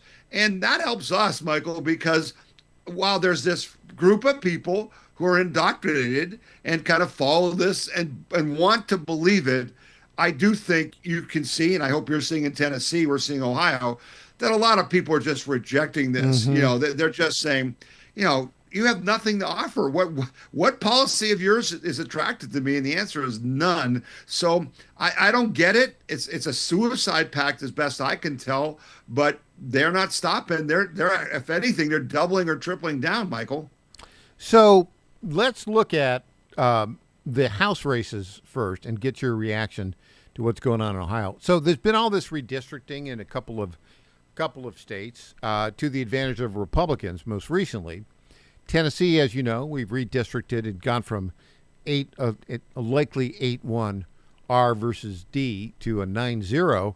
By the way, the breaking news here: in the current congressman who represents the old 9th District of Tennessee, that would be Steve Cohen, the far-left liberal guy in the majority black district, has just announced he's retiring. Right? Just announced. Well, we wouldn't have to reach out to all the voters, right? We only want to have a district with the crazy voters so that the crazy candidates can win. But I thought the story in Tennessee that just cracked me up was they're talking about racism. And I love, by the way, what you guys in Tennessee, by taking away the committee assignments for all the representatives in the House who staged that ridiculous walkout or whatever it was. But the best part of it all was, you guys are racist. racist and you're gerrymandering the district away from black people, and the Republican candidate is a black woman and the Democrat candidate's a white man. That just tells it all, baby. They're just hypocrites to the hilt. So, have you, in Ohio, have you ever seen the Democrats break in the state legislature? Have you ever seen the Democrats, all of them, break the rules of the House and the state Senate? Have you ever seen that up there? I don't think I've seen that. I mean, they pretty much follow the rules. They may, do some things like bribe some Republicans to vote with them and things, but I've never really seen them break the rules. Has the state house there been subjected to the kind of near riots that Tennessee has been of late? Not that I've ever seen it. I don't think it would be taught. I think there'd be state troopers hauling them out. Interesting. Why do you think that's the case? And look, I've been critical of the Ohio State legislature for not really being as conservative as perhaps the state is. And I've been critical of the Ohio State legislature because it's full-time as opposed to part-time. But here, and we've got a supermajority in Tennessee in both houses, right, of Republicans. Maybe that makes the Democrats, just feel like they don't have any skin in the game and they're just going to kind of try to, destroy the place. But what's different up there? Well, we have a House member, Josh Williams, who is a black man who has won consistently an all-white district. I guess the difference might be that in Ohio, where, the Underground Railroad was back in the Civil War days, and Ohio was a free state and was one of the states that helped, make end slavery. I think we just have a history and a tradition where you just don't do things based on race. Mm-hmm. But in Tennessee, as I was watching these people, there's this mind virus, this entitlement, this thing that they want to be superior to you because of the color of their skin, not equal to you. Yeah, it's kind of crazy. Okay, so let's take a look at let's talk about the House for the rest of this segment. And then in the next segment, let's get the inside scoop on the Senate race up there in Ohio. Okay. Which is very, very good. Very key race. But let's talk about this, Tom. So I'm looking at the Cook Political Report, and with this redistricting, before the redistricting, they were basically predicting a Democrat takeover of the House. And why is this bad? Well, we know the first 20 things that the Democrats will do will be to impeach Donald Trump every day, right? We know that. But I'm looking at it right now, and you've got 210 lean, likely, or solid Republican in the House. 207 lean, likely, or solid Democrat in the House, with kind of 18 toss-ups. That's actually a pretty significant improvement for the Republican case. I note there is one district in Ohio, one Democrat district in Ohio, which is a toss-up, and that's the 9th district with the ancient, Marcy Kaptur, right? Kaptur. Isn't she ancient? She is ancient. She's been serving for a long time. Now, the 9th, isn't that around Cleveland, the 9th district? It's Toledo. It's Toledo. Northwest Ohio. Yeah. Now, she's got a challenger. What's your take on that race? Who's the challenger? And what are their chances of winning? Yeah. So the challenger is Derek Merrin, who was a former House member, who's an experienced political candidate, and he ran against her 2 years ago and lost by like 2 percentage points. Since then, Ohio did do some redistricting last year, nowhere near as much as they should have, nowhere near as much as President Trump wanted them to do. But in the 9th district, they did, make it more Republican.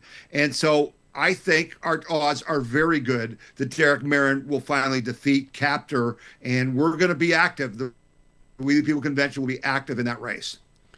So, yeah, and I think I'm looking at these toss-ups, right?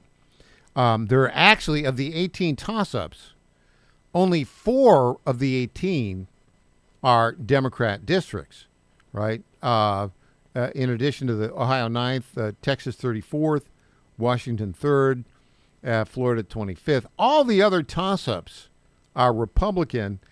Typically, there's an advantage of the incumbent. So all of that looks good to me as well. Your thoughts, Tom? Yeah, I think you're reading it right, Michael. Listen, we got something we really had to get, and that was the Supreme Court ruling on the Voter Rights Act and the fact that you can't make congressional districts based on race. That's been unconstitutional from the beginning. No one would call them on it. Kudos to the Trump team and the Republican Party for finally taking it to the Supreme Court and winning. That decision was fundamental. It changed the odds for the November elections dramatically into the favor of the Republicans. Let's come back, Tom, with your analysis of the toss-up Senate race there. Currently held by a Republican, but the former Senator, Sherrod Brown, is running hard. And we'll talk about that with Tom Zalestowski when we get back.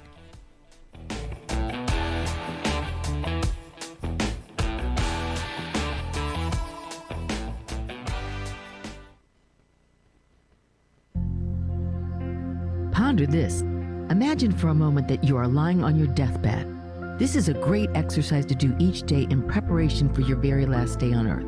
Think about the tests you've ever taken, the job interviews you've had, and the many life celebrations you've been a part of. In all of these cases, preparation makes for successful outcomes. The same is true for dying. We must prepare every day for the day we are to die, in case today might be our last. Make sure you are right with the Lord first and foremost. If you are a Catholic, make sure you are in the state of grace by receiving the sacrament of confession often. Next, make sure you are right with your family, friends, and all those who are in your world. Apologize to those who have offended you and mend relationships that need healing. Make each day a preparation for your last day on earth, because it just may be. I'm Susie Kelly, and I am passionately Catholic. Washington is wasting $500 million every year on a federal supervision system that doesn't work. Probation officers are overwhelmed. Resources are going to people who pose zero threat, while actual dangerous individuals slip through the cracks. The Safer Supervision Act stops the waste and refocuses every dollar on protecting families from harm. President Trump's own pollster found about 80% of Trump voters want this fixed. It's time for Congress to get this done. Stop the waste. Protect our communities. Visit safersupervision.com. Paid for by the Reform Action Fund. The Cats and Cosby Show. It's the top news of the day. This show knows things before anybody else is transmitting it. I said 5 minutes after we make a deal, the price of crude oil is going to go down $20 a barrel. Well, it went down $20 a barrel today. It did. 15 days from now, and if it looks like we have a good deal, it'll go down another $25 a barrel. Cats and Cosby, 5 Eastern, 4 Central on the John Fredericks Media Network. And that's a good sign for us, obviously, and for the free world. Folks, this is Crime Carmichael, CEO of Solti. I have recently turned 77 years old. I do not take prescription drugs. I have not had to take prescription drugs, and I attribute a lot of my good health to a product that I've been taking, which is the active ingredient in Solti. It's a 22% concentration of theaflavin. We did clinical trials on it 25 years ago and found that it helped lower cholesterol. We have had many, many hundreds of letters and emails from customers telling us how it has helped them not only manage their cholesterol, but lower their triglycerides and help them on their blood pressure. And I can't tell you how much I attribute to Solti for my good health at age 77. And I encourage you to go to GodzillaHeart.com. That's GodzillaHeart.com. And use the code Godzilla at checkout, and you'll get a 50% off on your initial shipment of Solti. And I promise you it will be a great help for your heart health. Thanks so much. Welcome back to the Michael Patrick Leahy Show. Now, here's Michael Patrick Leahy. Our guest, the great Tom Zalestowski, founder of the We the People convention in Ohio. Well, we talked about the House. Things are looking a little better for Republicans in the House in the midterms. In the United States Senate, it's 53-47 right now. I'm looking at the Cook political report, there are 3 Republican seats that are up in the air. They list North Carolina as a lean Democrat seat. That would be a flip from Tom Tillis, who was almost a Democrat, right, and retired. Yeah, I agree. Then the 2 toss-ups, Maine, Susan Collins, who's been around there forever, the Republican, is going against this Nazi tattooed leftist progressive alleged oyster farmer, Graham Plattner. Maine is weird. That's a toss-up. And then we have, in Ohio, the incumbent Senator John Husted running against former Senator Sherrod Brown, the Democrat. Now, just to look at this, in order for the Democrats to flip that Senate, they would have to win the lean Democrat seat of North Carolina, take both Maine and Ohio, the 2 toss-ups. That would get them to 50-50. They would also have to win in Alaska, where the incumbent Sullivan is running for re-election. They list that as lean. Now, I guess that's possible. It'd be 51-49. But let's go back to Ohio. Let's just say worst-case scenario. The Dems flip North Carolina, they flip Maine, and they flip Alaska. That means control of the Senate would hinge upon whether or not John Husted, the incumbent Republican, would defeat Sherrod Brown. Tell me, Tom. And by the way, if that's 50-50, the Republicans control the Senate because the vice president is the tiebreaker. Okay, so what's going to happen in Ohio? Yeah, well, it's going to be a fight because the Dems know they've got to do the fight, right? So, we're ready for that. I think a lot's going to have to do with their down ticket. I do, as I said, I don't think Amy Acton for governor is a solid candidate. They're going to try to make it look like she is. But I think that the fact that she's not very strong and Vivek Ramaswamy is very strong is going to help John Husted. I also think that the fact that there'll be lots of spending in that 9th congressional district because the House PAC is going to spend money on those key House seats that are going to help them make their margin bigger. That's going to help John Husted as well because by doing that, by having that emphasis in the 9th district, they're going to turn out a good vote for John Husted. So it'll be a fight. I expect us to win. Ohio is a red state, even though, most of the Republicans here are rhinos like Mike DeWine. But, I do think that with J.D. Vance and, Bernie Moreno, 2 really strong and, rising stars in the Republican Party to help Husted, I think we're going to get it done. And remember, the Dems also have some vulnerability in Michigan and some other places. So, I think it ends up, if I had to predict, I think that the Senate lead is going to be larger for the Republicans next year than it is this year. I think they're going to pick up 1 or 2 seats. So, yeah, I guess what you're saying is, my guess, again, we're way out, right? But I think you're right. It's 53-47 right now. I think Sullivan, the Republican, holds Alaska. So that's a hold. I do think that we are likely to lose North Carolina for any number. So that gets us to 52-48. But my guess is Husted wins in Ohio. I think we take Michigan. Take Michigan because they've got this El Sayed guy, I think, who's the Democrat nominee, and he's a radical, crazy person. Yep. So that gets us to, back to 52. And the question is, what happens in Maine? Maine, I think the big toss-up here is really Maine because you've got Susan Collins, who is the most Republican senator we'll ever get from Maine. Right. Yeah. Did you see J.D. Vance yesterday? He was up doing a thing about the fraud in Maine, which was an amazing, speech he made. But it was very interesting to watch him, how he handled Susan Collins. Because he basically said exactly what you were saying, that, I like Susan Collins and she's a Republican, but we don't agree on a lot of things. But quite frankly, she is really the best Republican we're ever going to get in Maine. And I think that's why she's going to win. The guy that the left has put up is even too wacky for the wacky Mainers. Okay, speaking of wacky. And they're doing us a favor. If they had a more moderate, they might have had a better chance. Tom, let me get this in. Wacky. Here's Kamala Harris.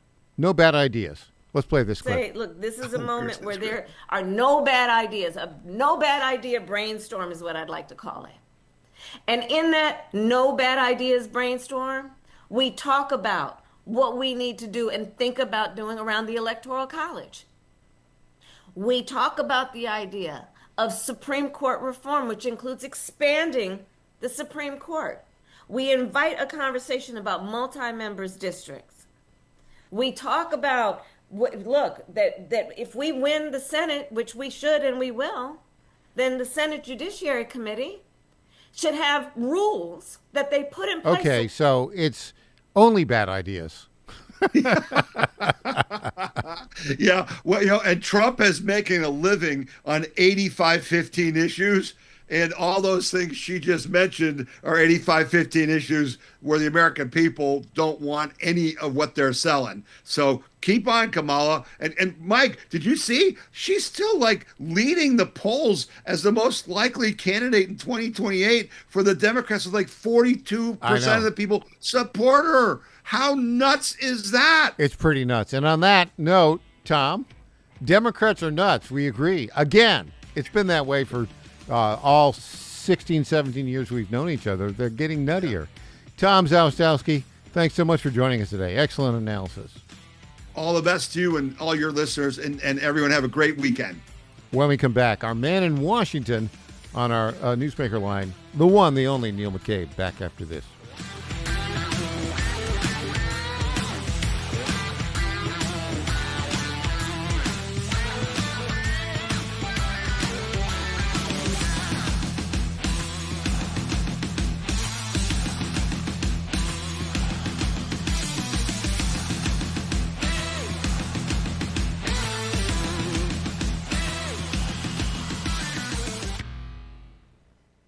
John Frederick. It is the most egregious thing I've seen in a lifetime. President Trump. The whole thing is ridiculous. When politics start getting wild, they want to have every single thing that you don't want. Raise taxes, men and women's sports. They're going to open up their border. Trump hits the speed dial. Thank you for calling in on such short notice. You came first, John. Wake up with the John Frederick Show weekday morning, 6 Eastern, 5 Central on JFMN.TV, the massive J-Fred radio network, and all across the social. You came first, John. Thank you very much, and you do a great job.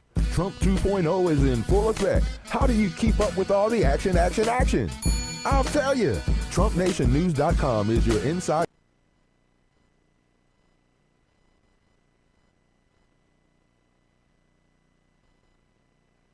The news you need and no liberal gibberish. It's the perfect way to start your day. Sign up for the TNN newsletter. Do it today. TrumpNationNews.com. TrumpNationNews.com. Part of the John Fredericks Media Network. The Cats and Cosby Show. It's the top news of the day. This show knows things before anybody else is transmitting it. I said 5 minutes after we make a deal, the price of crude oils can go down $20 a barrel. Well, it went down $20 a barrel today. It did. 15 days from now, and if it looks like we have a good deal, it'll go down another $25 a barrel. Cats and Cosby, 5 Eastern, 4 Central on the John Fredericks Media Network. And that's a good sign for us, obviously, and for the free world. John Fredericks loves his radio and TV audience, but did you know how to follow the Godzilla of Truth wherever you go? Download the John Fredericks Radio Show app to listen live nationwide. For the daily chit-chat, Trucking the Truth, download the Getter app and join the morning fun on Getter Live from 6 to 10 a.m. Follow John Fredericks on Getter, Truth Social, or Twitter at JF Radio Show. This is WJFN, Goochland, Bonaire, Chester, and WJFV, Portsmouth. Breaking news at Town Hall. I'm Bob Agnew in Washington. South Carolina Governor Henry McMaster has called his legislature into a special session to discuss congressional redistricting, making the Palmetto State the latest front in the nationwide redistricting battle, which could determine the outcome of the 2026 midterms. On the Salem News program this week on Capitol Hill with Tony Perkins, House Speaker Mike Johnson says he's optimistic that Republicans have turned the corner heading into November. I've been very bullish that House Republicans would keep and grow our majority in the House, and we'll keep it in the Senate. But I think that it does make those prospects even greater. Republicans will probably have as many as 7 more seats that are drawn that would be more favorable for us, and as many, maybe 15 or more. I don't know. We'll see. But I have to win on whatever maps are produced, Tony. So I'm ready to go. Speaker Johnson's completing when This Week on Capitol Hill is broadcast beginning at 10 a.m. Eastern Time Saturday on the 6th.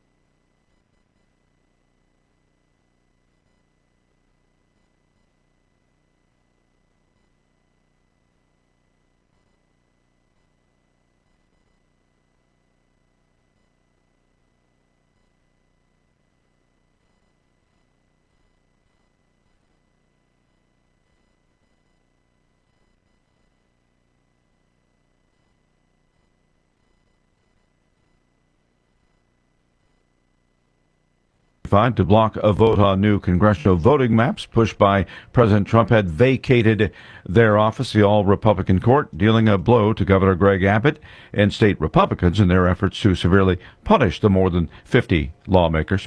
2 people inside a small plane were found dead yesterday after it crashed into a house in Ohio and exploded into flames.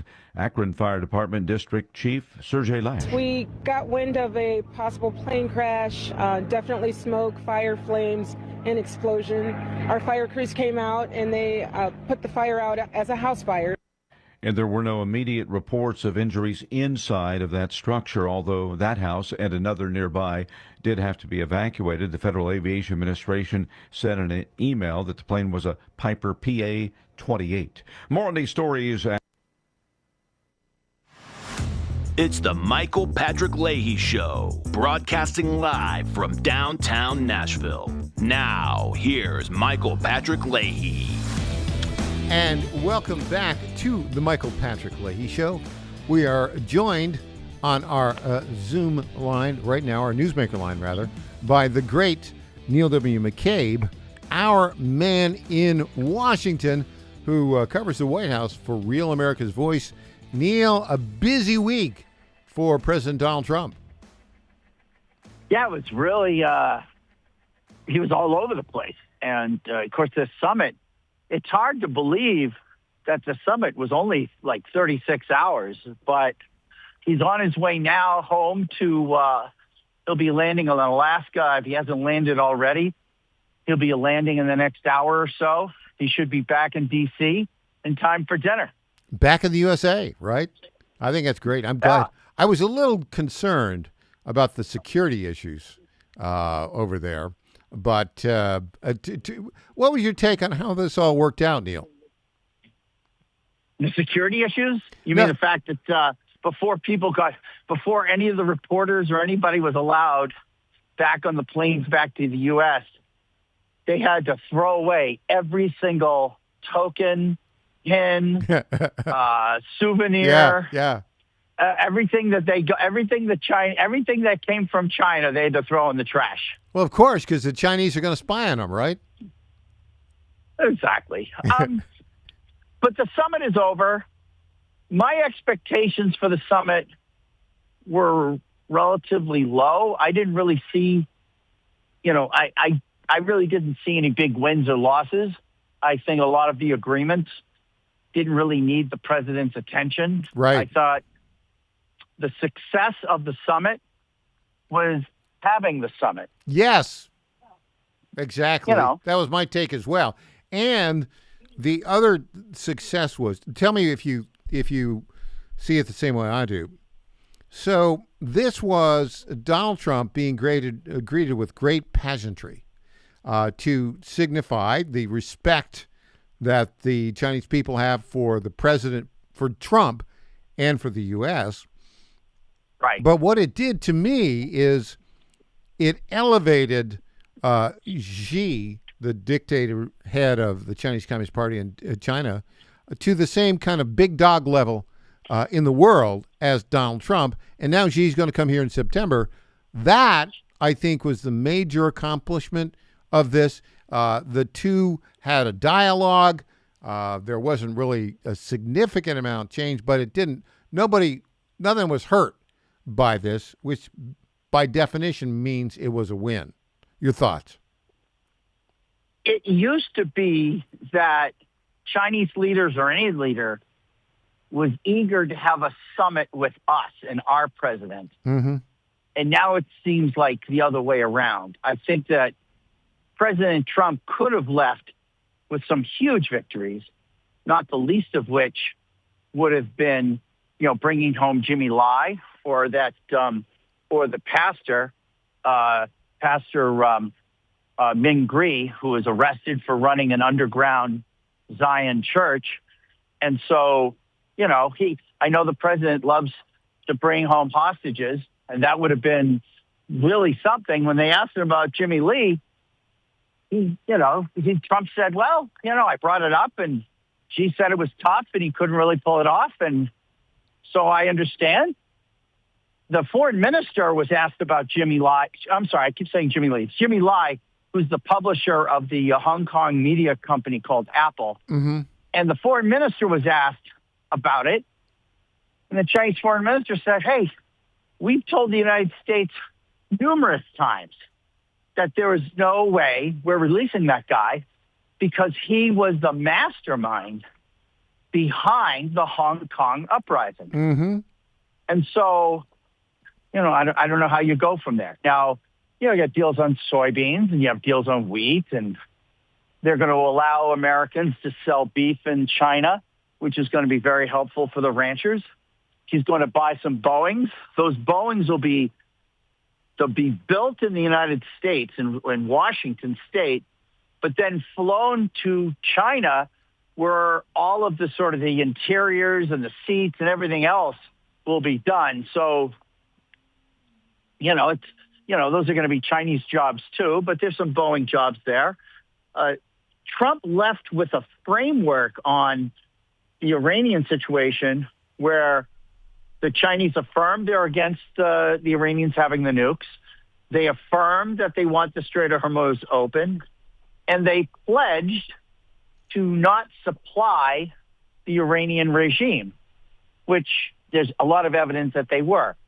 I will also point out that although we are blockading vessels coming out of the Strait of Hormuz that are associated with Iranian oil, at least 2 oil tankers heading to China were allowed to pass.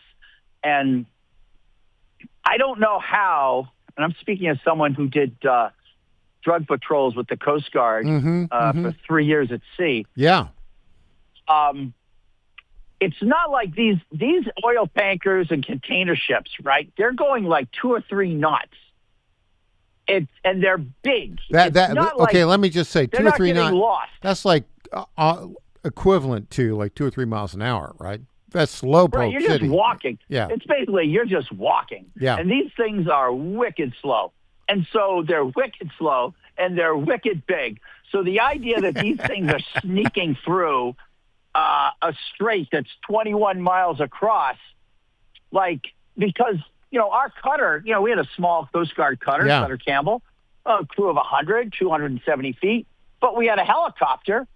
And with a helicopter, you can sell a helicopter, 50 miles in every direction. So, you control your battle space with helicopters and satellites, so nobody sneaks through. So, be that as it may, I think that the president comes home and he's checked the box, and now he can resolve the Iranian situation. And I see that where there are news reports that the Justice Department is going to indict Raul Castro. I saw that. So we'll go arrest him, and we'll fix we'll fix Cuba, and then we'll have some World Cup, and we'll celebrate our 250th birthday, and and then in September, Xi and his wife, Madame Pang, will arrive in the U.S. And so, everything's fine. Now, everything will work out fine. Do you think that Trump is, now that he's back in the United States and he's rejected the response of the Iranians to the peace proposal, do you think now the situation in Iran will become kinetic, as they say? What I'm watching for, and I keep banging this drum, is USS Boxer. The ceasefire allowed us to do BDAs, right? Battle damage assessments, so that we can restack our target sets. And, for instance, we bombed. Neil? Have we lost Neil? This might be a little bit of censorship. So we are going to, have we lost him? Wow, that is weird. Okay, well, look, we're going to try and get him back. That is either the Chinese saying, we don't want to hear about it, or the Iranians, or maybe his phone just ran out of power. We're going to try to reconnect with our man in Washington, Neil McCabe, after this. I'm Michael Patrick Leahy.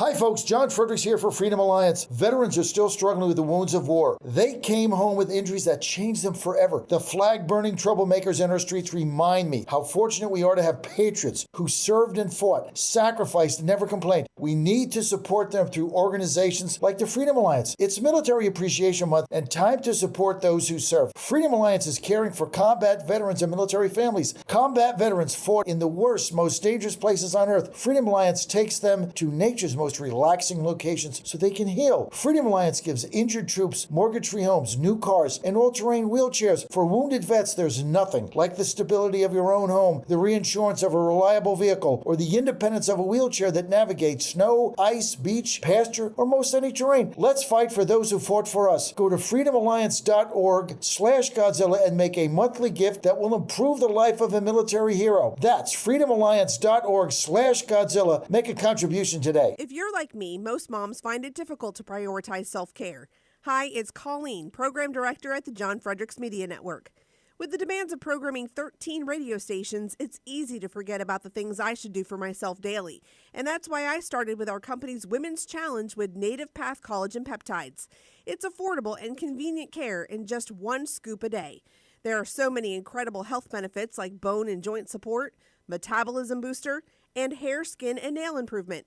I like to take a moment each day to prioritize myself and indulge in the health-boosting benefits of Native Path Collagen Peptides. I love mixing it up with all the different smoothie recipes, too. Learn more about Native Path Collagen Peptides and read 7 important reasons why you should be taking collagen peptides at getnativepath.com/Godzilla. Prioritize your self-care with Native Path Collagen Peptides. Try it risk-free for as low as $21 today and get free shipping at getnativepath.com/Godzilla. Target.com. Target.com is an online e-commerce tire retailer. We are here to serve the American public with the best possible customer service, the best pricing, and we make it extremely easy. We have many name brands and a lot of low-cost tires.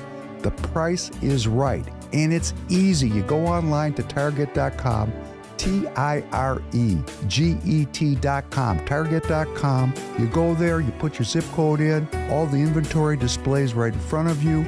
You can call in for help if you want to. We'll help you get the tire that you need. But we will take the tires you buy and at no extra charge deliver them to the dealer right by your house where they will be installed at the market price. It's easy. The best price, the best service. Great people to deal with. Thank you for going to Target.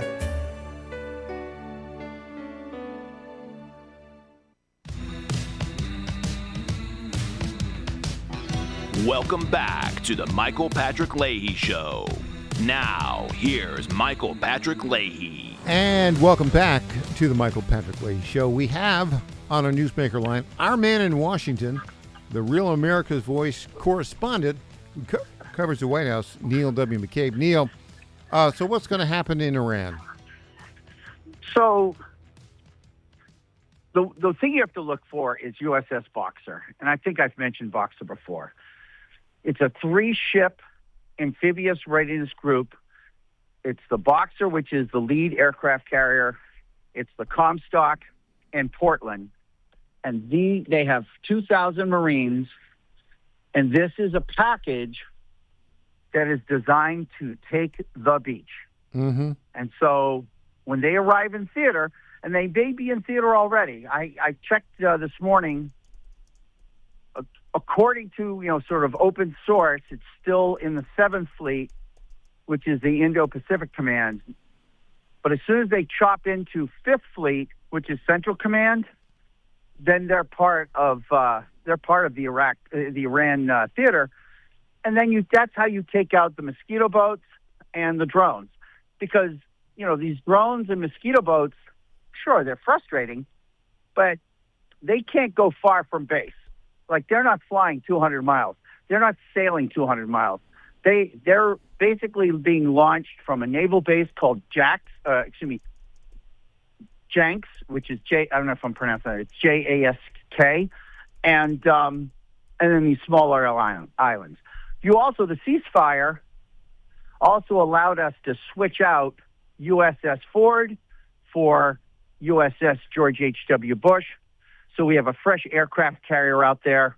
And so, we're ready to go. I mean, the force is in place. It's been restocked. It's been reloaded.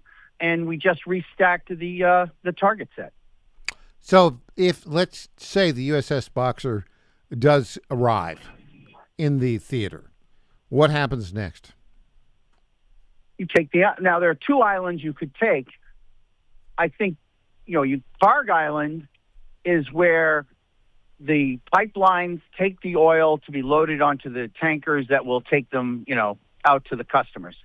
So Karg Island, which is maybe 15, 20 miles off the coast, but that's way up in the north. That's about 400 miles from the Strait of Hormuz. Mm-hmm, mm-hmm. I think people are pretty much determined that we're going to leave all of the oil and energy infrastructure in place, because after the war, you're going to need those oil revenues for reconstruction. So now we basically have to take out those islands with the harassing drones. Mm-hmm. And then once, if Iran thought that the Strait of Hormuz would become their toll booth, this thing might end with the Strait of Hormuz becoming the American toll booth. Mm-hmm. Interesting. Domestically, are we seeing any Democrats raising the War Powers Act? Because we passed, we're well past 60 days. I think we're almost past 90 days now. That doesn't seem to be having much traction. Well, I'll say this about that, right? So the War Powers Act was passed over Nixon's veto. Mm-hmm. No president has accepted the constitutional legitimacy of the War Powers Act. Mm-hmm. The War Powers Act 60-day window was hit May 1st. And then the president has the option of sending a letter to Congress requesting an additional 30 days, Mm-hmm. which is granted automatically. No president has ever made that request, because to make that request would be to accept the validity of the War Powers Act. An outstanding point, by the way. The president on May 1st sent a letter to Congress saying that this, ever since the ceasefire on April 7th, and during, Epic Fury is no longer in operation. So the clock stopped with the ceasefire. The clock stopped. And Rubio made the point that even though they don't accept war powers, but as a courtesy, Mm-hmm. they will just sort of respect it as a guideline.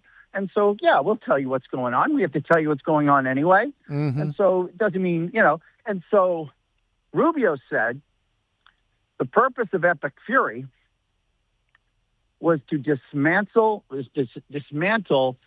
the conventional military infrastructure, which is part of the North Korean strategy, whereas North Korea built up its conventional forces to create a protective environment for them to develop their nuclear. And that's what Rubio said Iran was in the process of doing. Mm-hmm. Mm-hmm. Hegseth referred to the North Korean strategy in his congressional testimony. And so it turns out Epic Fury is now closed, and so anything else is something new. And the something new is, the nuclear materials, the nuclear dust. Mm-hmm. And so Trump is making a stand that that's his sine qua non. And so that's it. Like, you can talk about regime change or anything else, but all he really cares about is getting that nuclear dust, whatever remnants they have of the uranium, he needs to have control of it. How is the domestic politics situation playing out in light of all this, Neil McCabe? In the U.S.? Yeah. Everyone tells me that this war is unpopular, but I just say I just look to see how those questions are phrased. I mean, it's just like, I don't see any. Nobody's ever come up to me and said, I'm just so ticked off about this war in Iran. Why don't we leave those guys alone, right? And let them develop nukes and nuke us, right? and what's happened is there are people in your life, Michael, who are non-political. And when they start talking to you about things, that's when you say, when it triggers, okay, this thing is broken out of the bubble. You're not hearing anybody, none of your non-political Mm-hmm. friends or relatives are getting all ticked off about the war in Iran. Yeah, they're a little concerned about the raise in gasoline prices, but not so much. They're not really making that This is a big mistake. Yeah. Huge mistake. And this is something like the Republican consultants, who are not conservatives in the least, Mm-hmm. they made a huge mistake in the summer of 22 because they banged the pots and pans over the price of gasoline. And then Biden did all these things like releasing like the strategic petroleum reserve. And he did other things to lower the price of gas. And so if your only argument is the price of gas and then the price of gas is low, well, then what do? And so, the Republican consultants, they don't want to talk about abortion. They don't want to talk about guns. They don't want to talk about transgenders. So they focused on gas. The Democrats are in the same situation. There are so many issues that do not work for them anymore. They can only talk about gas. And if you're telling me it's all about gas, okay, gas is $5, I'm upset. Gas is $2, I'm not upset anymore. Yeah, and the president says, and I think he's probably right in this regard, this is temporary. When the Iran situation is resolved, gas prices will go down again. Do you see it that way also, Neil?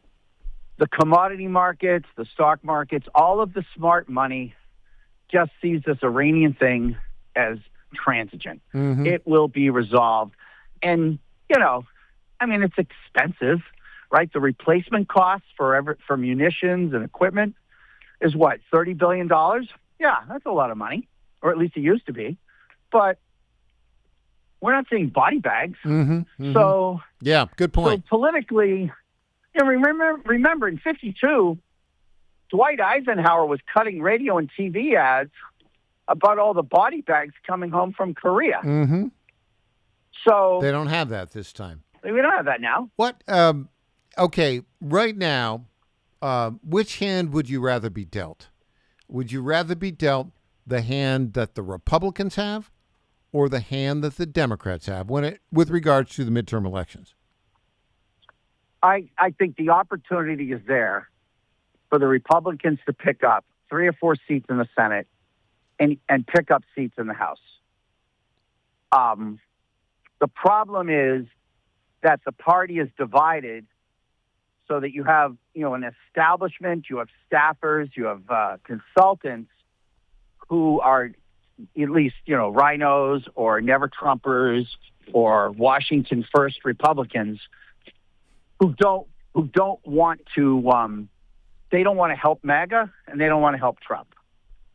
And we saw that in the 22 because all these MAGA candidates won primaries, and you literally had Republicans working for the Democrat to keep these MAGA Republicans from winning.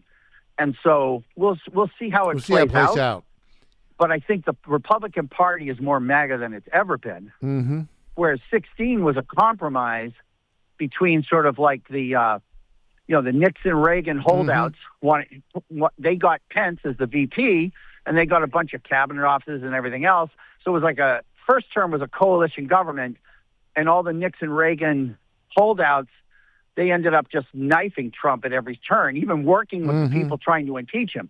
This time around, the Trump-Vance ticket, that's MAGA, and you have a MAGA administration that's united. And obviously there's going to be problems, but nothing like 45. By the way, a tip of the hat to you, Neil W. McCabe, for a phrase that I guess has been around there, but the first time I heard it is when you just said it. Washington First Republicans. In that phrase, you have captured the entire political problem within the Republican Party. Thank you for bringing that to our attention, Neil W. McCabe. Well, let me say this. A label only works if it predicts future behavior. Boom. So if you tell me, oh, yeah, this is a Trump-appointed judge, that doesn't help me predict behavior. You tell me somebody's a Republican congressman. It's just like in the newspaper, right? Everyone described as a devout Catholic is pro-abortion. Yeah, right? There you go. Neil W. McCabe. That's the way it goes. Great wisdom, as always. Thanks so much for joining us today. All right, take care, Michael. All right. When we come back, we'll have more of the status of education in America. Back after this.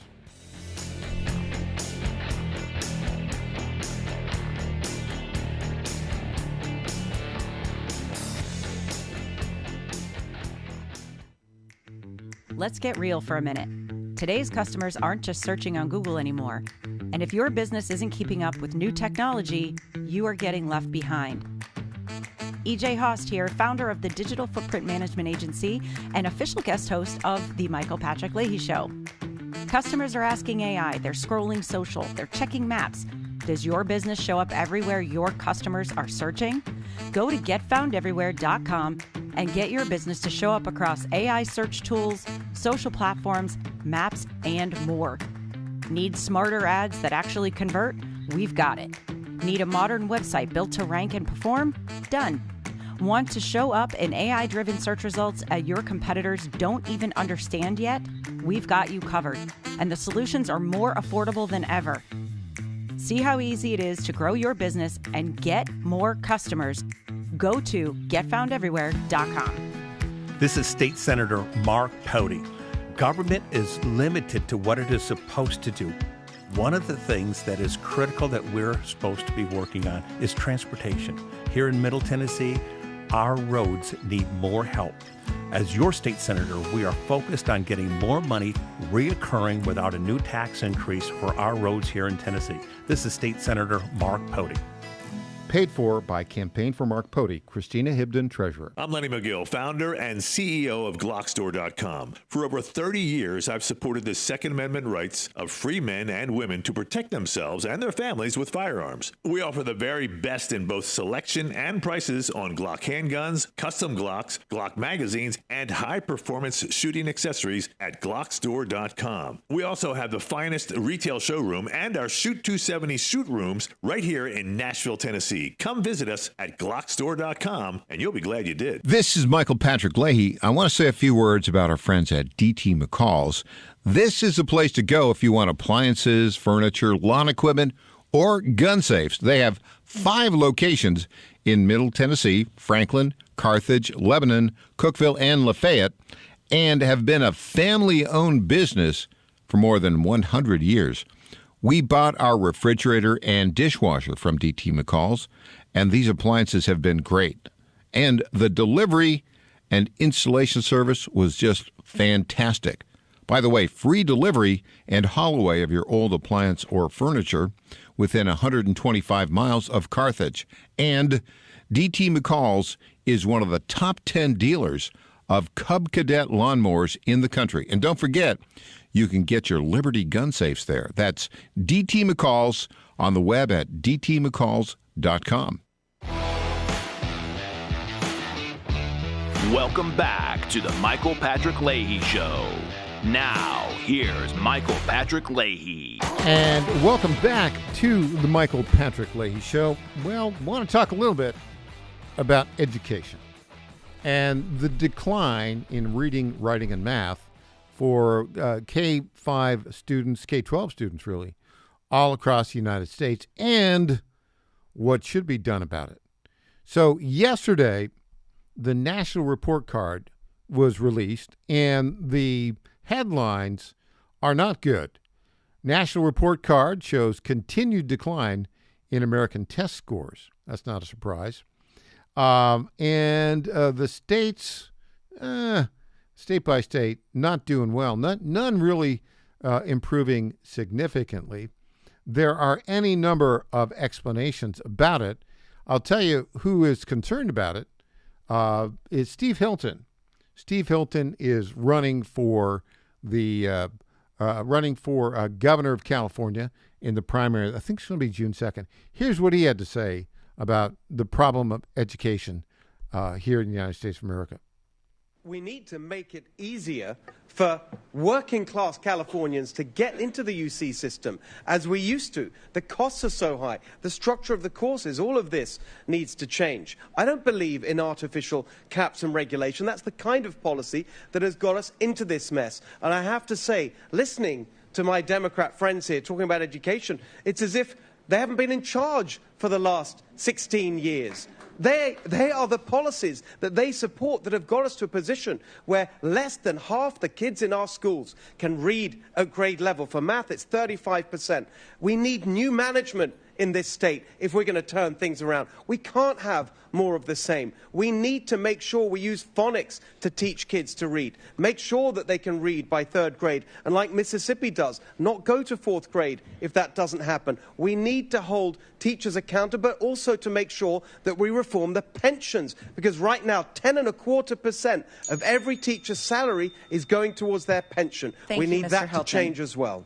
Yeah, K-12 public education around the country is more expensive than ever, and the results are worse than ever. And it's particularly true in other states. I guess Tennessee, from this national report card, they had, I would say, a bit of a spin on it in terms of Tennessee. I'm going to go to this, what they had to say in the national report card. Tell me, you've got to move around here a little bit. Yeah, state. Okay, in Tennessee in 2020. See how they framed it. Because when you read the headline, you think, oh, this is great. By the way, this national report card is from the Education Scorecard. It's been around for 4 years. It's a collaboration between the Center for Education Policy Research at Harvard University, the Opportunity Project at Stanford, and the faculty of Dartmouth College.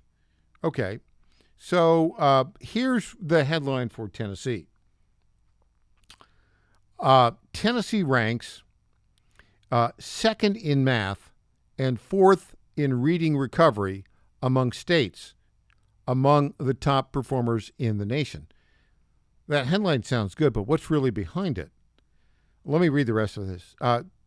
Tennessee students are virtually back to 2019 levels in math, and one of the most complete recoveries in the country. Top 5 rankings in both subjects make Tennessee a national model for post-pandemic academic recovery. Districts like Johnson City, Putnam County, White County, and Murray County are outperforming their peers in both math and reading, while Memphis, Shelby, and Montgomery counties remain the state's most significant recovery challenges. Okay, what are they measuring? They're measuring improvements. Improvements are really, when you have a very, very low standard to begin with, improvements are really not that significant. Our buddy J.C. Bradford from Professional Educators of Tennessee has taken some time. J.C. Bowman, thank you. Why do I do that always? It's J.C. Bowman. J.C. Bowman from Professional Educators of Tennessee has interviewed 3 Republican candidates for governor and talked about their education policies. And we'll talk about that in a little bit. By the way, he reached out to the Democrats. The Democrats wouldn't talk to him. Very typical. Also, let's put this in context. Marsha Blackburn has a huge 50-point lead in the GOP primary. She's in the most recent Beacon poll, she's at, 52%? Second place is John Rose, the incumbent congressman from the 6th District, who is at 10%.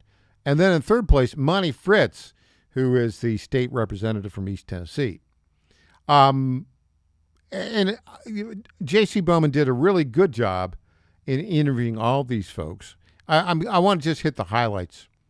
So really, neither Monty nor John have any chance of winning. Let's be honest, right? Marsha's going to be the next governor. The Democrat doesn't have any chance. Monty says he's grounding his vision in the conviction that public education is not merely another government service, but a public trust, an institution essential to preserving civic virtue and expanding opportunity. He is strongly opposed to the vouchers, the education scholarships, which are now increasing.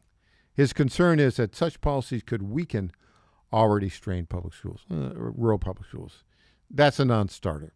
And so Monty, nice guy, but wrong on education. John Rose, what's he have to say? Well, this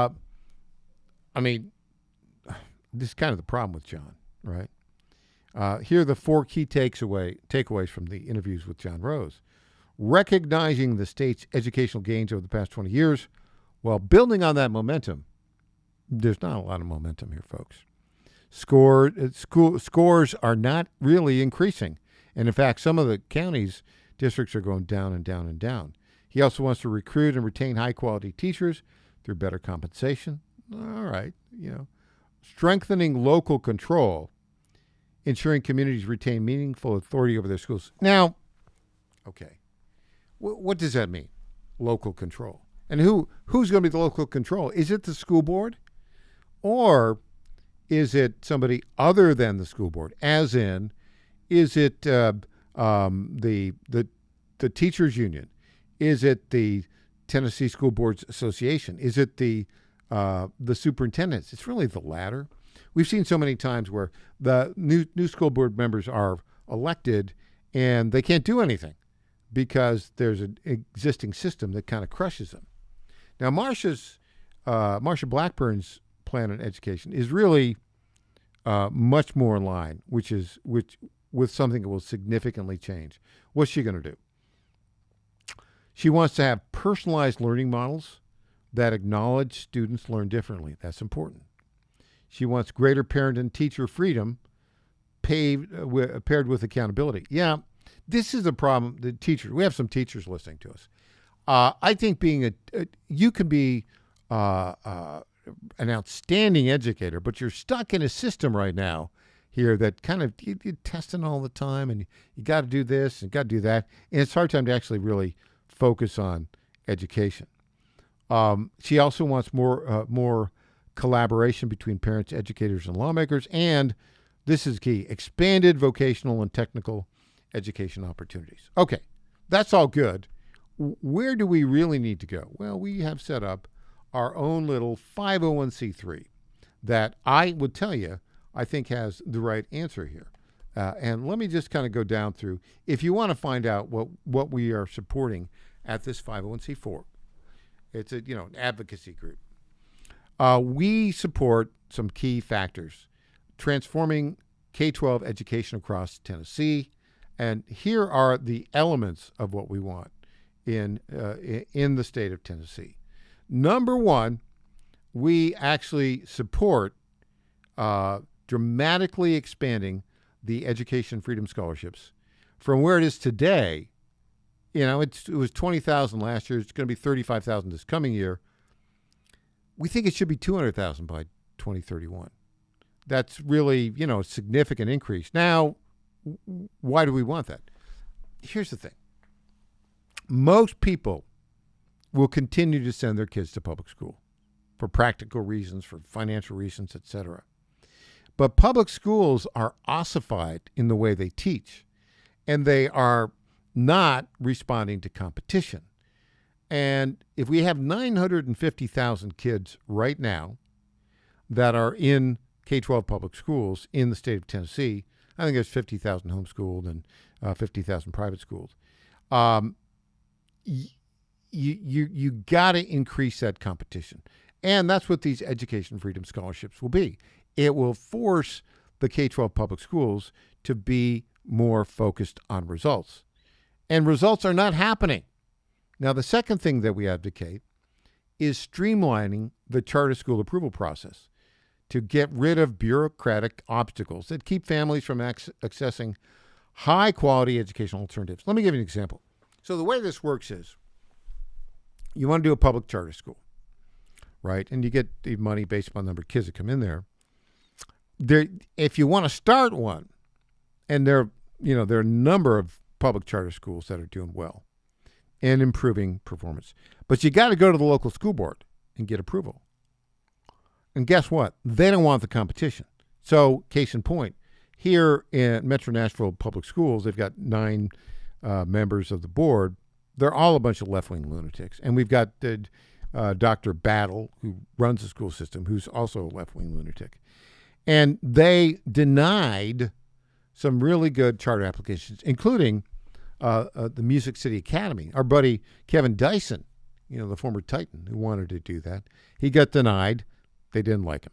Okay. All right, fine. But in Tennessee, you've got the ability to go to the next level, the State Board of Education. He'll get approved. But this process is too cumbersome. You got to take the local public school board out of this, because they're largely controlled by the teachers union, by the state school board association, and the superintendents, the organization of school superintendents. Here's the big thing that has to happen, and I think this will happen next year. There's a methodology that's proven for delivering great results in K-5 education. It's called direct instruction. It's very focused. It's teacher-led. It's very scripted, and it focuses on a very narrow understanding and complete understanding. A lot of back and forth with the teacher, very high levels of engagement. It's been around for 60 years. That needs to be implemented across the state of Tennessee. Right now, there's no K-12 public school that's doing that. We need to get that in. We need to have a pilot program where teachers are taught how to deliver direct instruction, and they're encouraged to do it. That's what we need.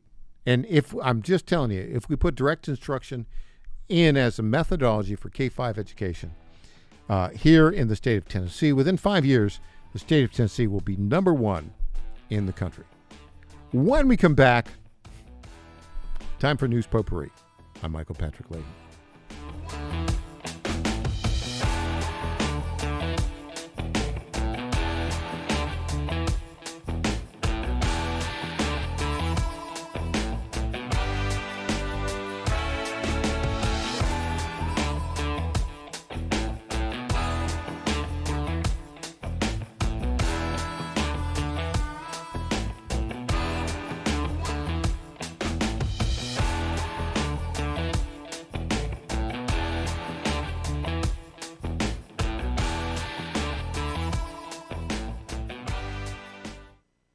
Tom Carmichael, CEO of Soul Tea, a supplement to help you have a healthier heart and stronger cardiovascular system. At Soul Tea, we regularly get emails from our customers telling us how Soul Tea has helped them. Like this one from Kelly. Hello, I'm 58 years old and have had high cholesterol for years. I wanted to stay away from prescription drugs. My husband and I have been using Soul Tea for about 13 months. My results have been amazing. My cholesterol levels went from 291 to 129. I am so impressed with Soul Tea and want to thank you. Now, in my own case, my bad cholesterol dropped from 130 to 89, and that was 20 years ago. I'm 75 years old and I take 0 prescription drugs. To get a great deal on Soul Tea, please go to GodzillaHeart.com, and when you check out, use the code Godzilla to get our best deal, which is 50% off your first shipment and then 3 bottles for the price of 2 thereafter. You don't have to live with a broken heart. Do you suffer from declining bone and joint health? Hi, it's Tina with the John Fredericks Media Network. And when I heard about our company's Women's Challenge, I jumped on the opportunity to test this amazing supplement that's already restoring my bone density, soothing my joint pain, and helping me regain lost mobility. I've experienced so many benefits in such a short time with Native Path Collagen Peptides because they support my bones and joints, boost my metabolism, and unleash the most radiant skin and hair since my 20s. In just 2 weeks, my knee stiffness is gone, and I'm already hitting the gym more aggressively. And I get so many compliments on my glowy skin and shiny hair. Native Path Collagen Peptides are so easy to take. They're tasteless, odorless, and mix great with my morning coffee. Read thousands of 5-star reviews at getnativepath.com/Godzilla. Level up your self-care with Native Path Collagen Peptides. Try it risk-free for as low as $21 today. And get free shipping at getnativepath.com/Godzilla. In 2008, the amount of concentrated time people could spend on a task without becoming distracted was 12 seconds. 5 years later, it was only 8 seconds, 1 second less than a goldfish. If you're often distracted or have trouble recalling information, you're likely to fall behind in the demanding, fast-paced 21st century. In other words, brain performance is more critical now than ever. Boost your brain power with Healthy Cells Focus Plus Recall. Science-backed nootropics to help you sharpen focus, concentrate longer, enhance recall, improve mental speed, learn rapidly, and be more alert. It's a pill-free brain supplement made with maximum absorption ingestible gel technology, designed to feed your brain at the cellular level. Take it for a test drive. Go to healthycell.com and use code GODZILLA for 20% off your first order of Focus Plus Recall. That's healthycell.com, code GODZILLA for 20% off. Welcome back to the Michael Patrick Leahy Show. Now, here's Michael Patrick Leahy. And welcome back to the Michael Patrick Leahy Show. It's that time of day again, folks. It's time for News Potpourri. Yes, ladies and gentlemen, News Potpourri. This is the portion of the program we talk about those stories that are of note, don't necessarily merit a full segment, and may have a touch of irony. Well, let's go to this. Chicago, which is, another urban hellhole, right? Run by Democrats. They have this system where they are supposed to put criminals who are sort of, on bail or awaiting trial. If they're not remanded into jail or they make it out on bail, they're supposed to be under house arrest with ankle monitors. Guess what? They've lost over 200 of these criminals who are supposed to be in house arrest with ankle monitors. Here's the story. 3 criminals who were on electric monitors like ankle bracelets. That includes 21 murderers and 13 attempted murderers. Cook County State's attorney says this, quote, clearly demonstrates how current safeguards are falling short, particularly when electronic monitoring is available to those charged with the most threatening and heinous crimes. This follows a string of high-profile incidents involving offenders out on monitoring, including this man who allegedly shot and killed a Chicago police officer and critically wounded another following an armed robbery arrest last month. And this follows and we are going to move on to this story out of Wisconsin. So there you go. I mean, come on. They've got killers. Hold it. You're a killer. You're on trial for murder, and they think it's a great idea to let you out, to go to your house with an ankle monitor, and 21 of them have skipped out on that. This is why people look at the Democrat cities and said they just can't go on. Hey, here's a story. It's a legal story, just breaking.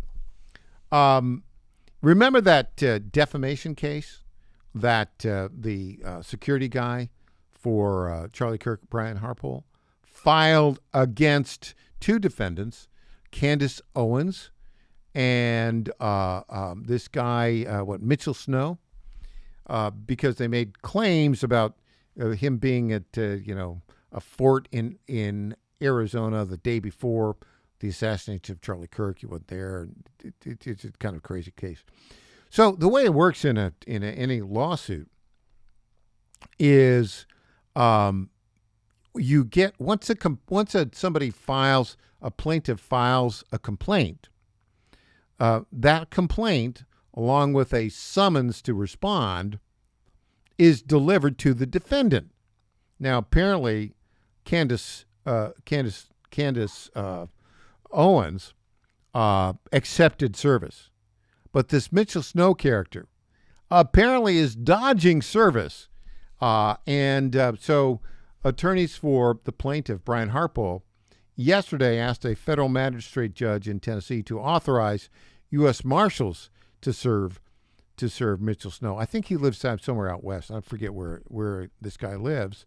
But on May 6th, they say, the process server placed a phone call to the number they thought was his and spoke with an individual who identified himself as defendant Mitch Snow. However, Snow refused to cooperate and hung up immediately after he confirmed his identity. A few minutes later, the process server attempted to serve Snow at his address, but was unsuccessful, citing a hostile environment at Snow's residence. That's weird. Okay, so look, here's the deal. Don't dodge service. Now, this Mitchell Snow character apparently is not unfamiliar with being served. and being the defendant in various complaints. He's got all sorts of, personal problems and divorces and all that sort of stuff. So maybe he just wants to avoid it, but not a good look at all.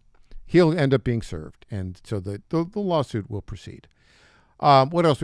Jamie Raskin. Talk about, is he really this stupid? I mean, supposedly, Jamie Raskin, the Democrat congressman, communist basically, from Maryland, Harvard Law School graduate, former professor of constitutional law at American University. This guy asked the stupidest of stupid questions the other day in a congressional hearing. Let's play that for you right now. But I'm curious, why can ICE not pick up, with its massive resources, why can they not pick up the prisoners while they are still being held? Or right before they're about to be released, or at the point of discharge? I don't really understand that. Well, you dope.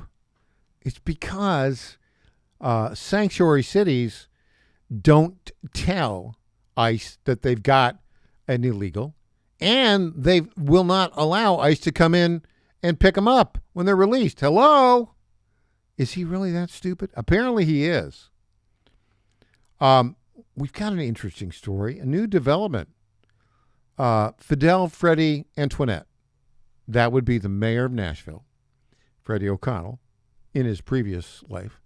Now they're appointing a new director of law. Following the retirement of the current director, Wally Dietz. Now, we know these guys well. Why do we know them well?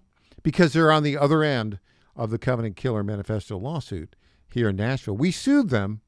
Now, it's over 3 years ago. It's still ongoing.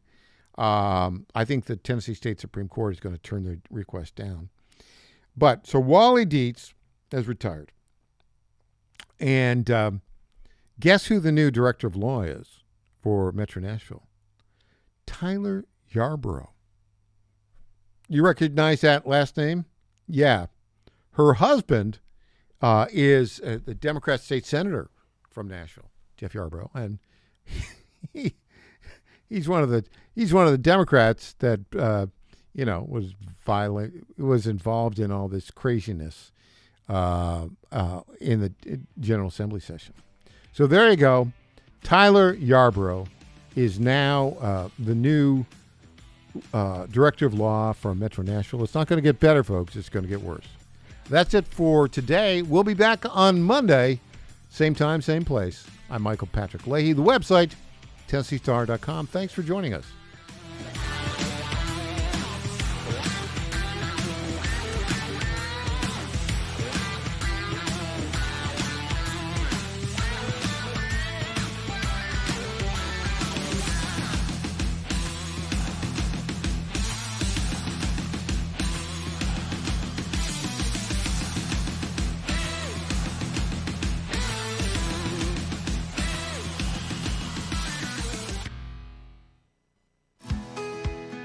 This is State Senator Mark Pody. Government is limited to what it is supposed to do.